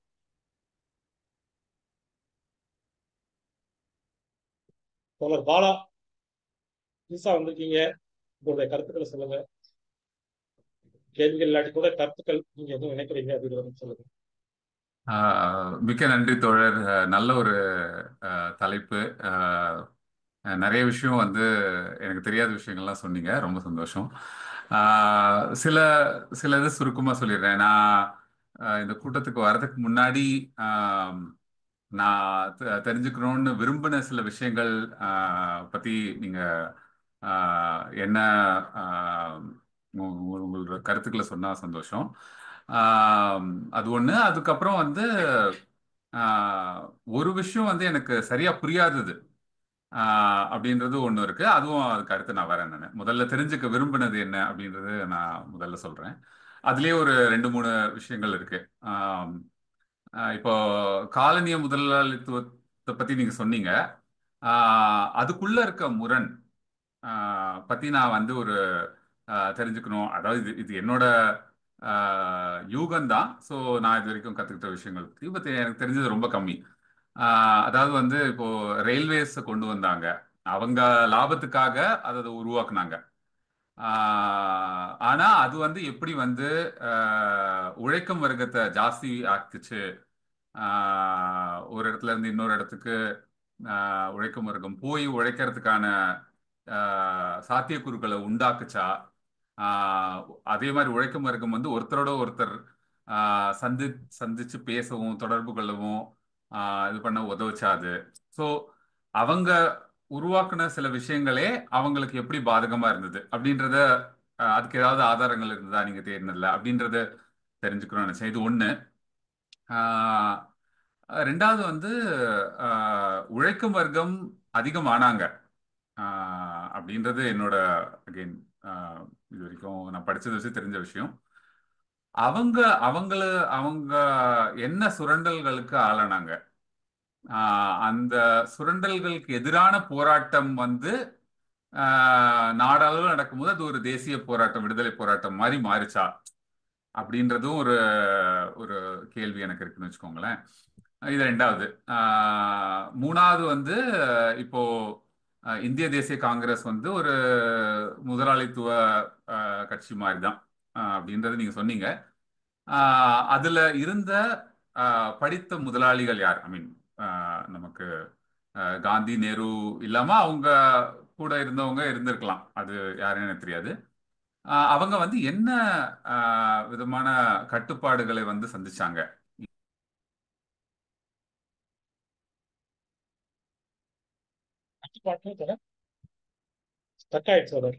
பாலா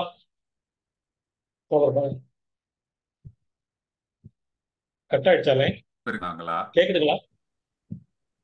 தோழர் கேக்குதுங்களா? நான் சொன்னது நடுவில் பிரேக் ஆயிடுச்சுங்களா? ஓகே. ஸோ இன்டர்நெட் என்ன விதமான கனெக்ஷன் கட்டுப்பாடுனா யாருக்கு கட்டுப்பாடு? அதாவது வந்து இந்த படித்த முதலாளிகள் இப்போ அகெயின் படிக்க வைக்கிறதுன்றதே வந்து பிரிட்டிஷர்ஸ் வந்தபோது அவங்களுக்கு தேவைக்கு வந்து படித்த ஆள்கள் தேவைப்பட்டாங்க. அதனால பள்ளிகள் கல்லூரிகள் இதெல்லாம் கொண்டு வந்தாங்க. அதுல படித்து அதனால வந்து முதலாளிகளா வளர்ந்தவங்க அவங்க வந்து காலனி ஆதிக்கத்தை வந்து எதிர்க்க அதாவது ஏதாவது கட்டுப்பாடுகள் அவங்களுக்கு அவங்களோட லாபத்தையோ அவங்களோட மூலதனத்தையோ பெருக்கிறதுக்கு ஏதாவது கட்டுப்பாடுகள் இருந்தா அதனால வந்து பிரிட்டிஷர்ஸ்க்கு எதிராக வந்து போராட்டங்களை வந்து ஊக்குவிச்சாங்களா? இந்த மாதிரி விஷயங்கள் தான் வந்து நான் எனக்கு இருக்க கேள்விகள்னு வச்சுக்கோங்களேன். இது ஒரு 3 விஷயம் சொல்றேன். கேள்விகளுக்கு பதில் சொல்லிடுறேன். அப்புறமா நீங்க சரி, ஓகே, நீங்க சொல்லுங்க. அடுத்து நான் வரேன். இப்ப நீங்க முதல் கேள்வி 3வது கேள்வி இருக்கீங்களா? அது ரெண்டுக்குமே ஒரே ஆன்சர் தான். என்ன ஆன்சர்? முதலாளிகள் அவங்க வந்து ஓன் கிரேவ் டிகர்ஸ் வந்து டெவலப் பண்ணுவாங்க அப்படிங்கிறது மார்க்ஸ் முதலே. Capitalist will develop their own grave diggers. அது அவங்களை யார் அழிப்பாங்களோ அவங்களை இவங்களே வளர்த்து விடுவாங்க அப்படிங்கிறத மார்க்ஸ் சொல்லியிருக்காரு. அவருடைய நேரடியான வாசகம். ஸோ அதனால வந்து தவிர்க்க முடியாது. அவங்களுடைய வளர்ச்சி வந்து முதலாளிகளுடைய வளர்ச்சி வந்து தொழிலாளிகள் வளருவாங்க. வளரும் போது அவங்க எல்லாம் எகேன்ஸ்டாக. ஸோ அப்போ அவங்க உற்பத்தி பண்ணக்கூடிய அனைத்தும் ரயில்வேஸ் ஆகட்டும், அப்புறம் இந்த ஷிப்பிங், அப்ப இருந்த கல்வி முறை, அப்ப இருந்த தந்தி, தினசரி பத்திரிகைகள் எல்லாம் அவங்களுடைய சொந்த உபயோகத்துக்காக தான் உருவாகும். ஆனா அது யாருக்கு உபயோகமாச்சு? இந்த சுதந்திர போராட்டத்துல ஈடுபட்டவங்களுக்கு உபயோகமாச்சு. அப்புறம் எக்ஸப்ட் ஃபியூ பீப்புள், மெஜாரிட்டி பார்த்தீங்கன்னு சொன்னா எல்லா சுதந்திர போராட்ட வீரர்களும் பிரிட்டிஷ் எஜுகேட் அல்லது ஃபாரின் எஜுகேட் மெயினா. ஒரு சிலர் வந்து இப்போ அம்பேத்கர்லாம் அமெரிக்காவில் படிச்சிருப்பாரு, ஒரு சிலர் வந்து வேற ஒரு நாடு படிச்சு. ஸோ இவங்களுக்கு இந்த கருத்துக்கள்லாம் எங்கிருந்து வந்துச்சு? அங்க போய் அதை அவங்ககிட்ட நேரடியாக தெரிஞ்சுக்கிட்டு கத்துக்கிட்டு வந்து தான் இவங்க வந்து செஞ்சாங்க. ஸோ அதுல சந்தேகமே வேண்டாம். அந்த கான்ட்ரடிக்ஷனுங்கிறது இப்படிதான் வரும். அவங்க வந்து கண்டிப்பா அவங்க டெவலப் பண்ணுவாங்க.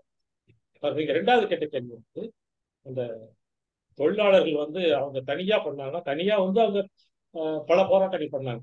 ரயில்வேல வந்து ஸ்ட்ரைக் பண்றது, டாக்டர் ஸ்ட்ரைக் பண்றது, அந்த மாதிரிலாம் பண்ணாங்க. பட் தலைமை ஏற்று நடத்துற அளவுக்கு தான் இல்லை. தலைமை வந்து காங்கிரஸ் தான். அதுக்குள்ளதான் எல்லாருமே இருந்தாங்க. சோசியலிஸ்ட் பார்ட்டி அப்படிங்கிறது வந்து பெரிய பெரிய எல்லா லீடர்ஸ் வந்து காங்கிரஸ்ல இருந்தவங்க தான். அப்புறம் தான் பின்னாடி வந்து அவங்க தனியா வந்துட்டாங்க சுதந்திரத்துக்கு அப்புறம். அதுக்கு முன்னாடி பாத்தீங்கன்னா உள்ள காங்கிரஸ்ல தான் இருந்தாங்க. ஸோ அந்த அம்பர்லாவில் தான் அவங்க எல்லாருமே வேலை செஞ்சாங்க. பட் அதனுடைய கேரக்டர் எப்படி வச்சிருந்துச்சுன்னா அது ஒரு இந்திய முதலாளித்துவ தன்மை தான் இருந்துச்சு. சரி, நன்றி வேற தோழர், என்ன நன்றி நன்றி.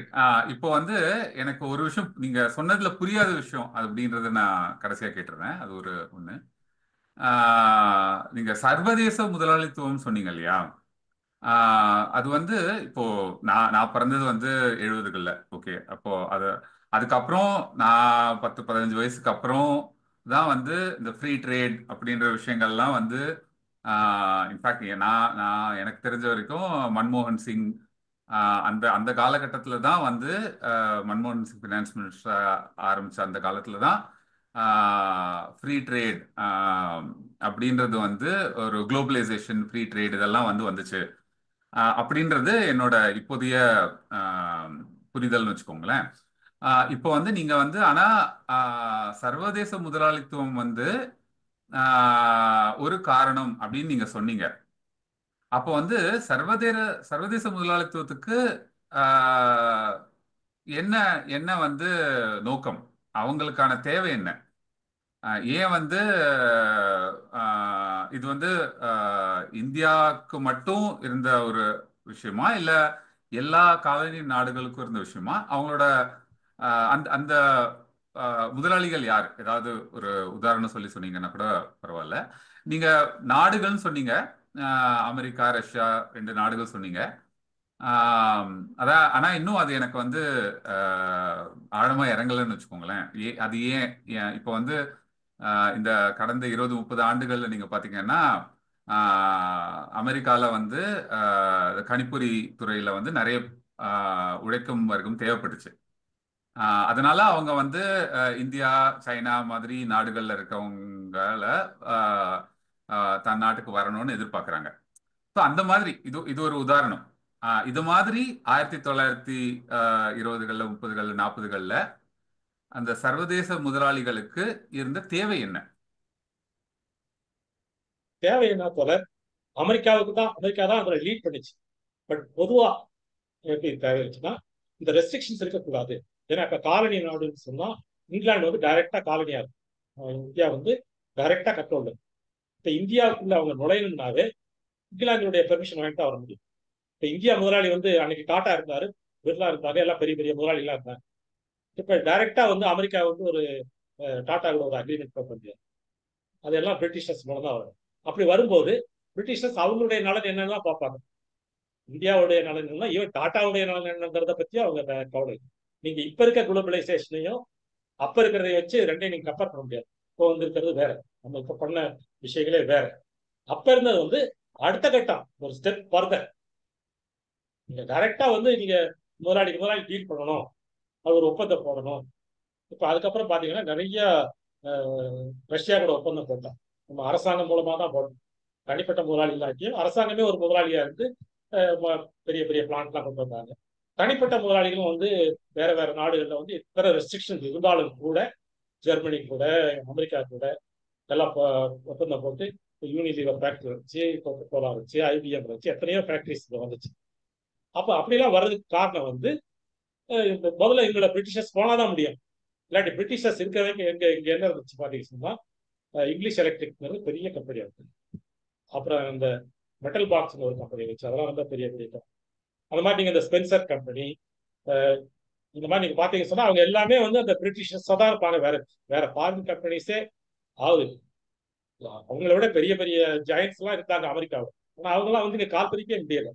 47க்கு முன்னாடி அமெரிக்காவில் இருந்த ஒரு பெரிய கார்பரேட் கம்பெனி சொல்லுவோம், யூனிலிவர் மாதிரியோ அல்லது வேற ஐபிஎம்மோ இப்போ இப்போ வந்திருக்க மைக்ரோசாஃப்டோ கோகோகோலாவோ எதுவும் கிடையாது. அப்போ பார்த்தீங்கன்னா எல்லாமே பிரிட்டிஷ் கம்பெனிஸ் தான். ஈவன் நம்ம அம்பாசிடர் காரே வந்து அங்கிருந்து அந்த பிரிட்டிஷ் கம்பெனியுடைய ஒரு பழைய மாடல் தான்.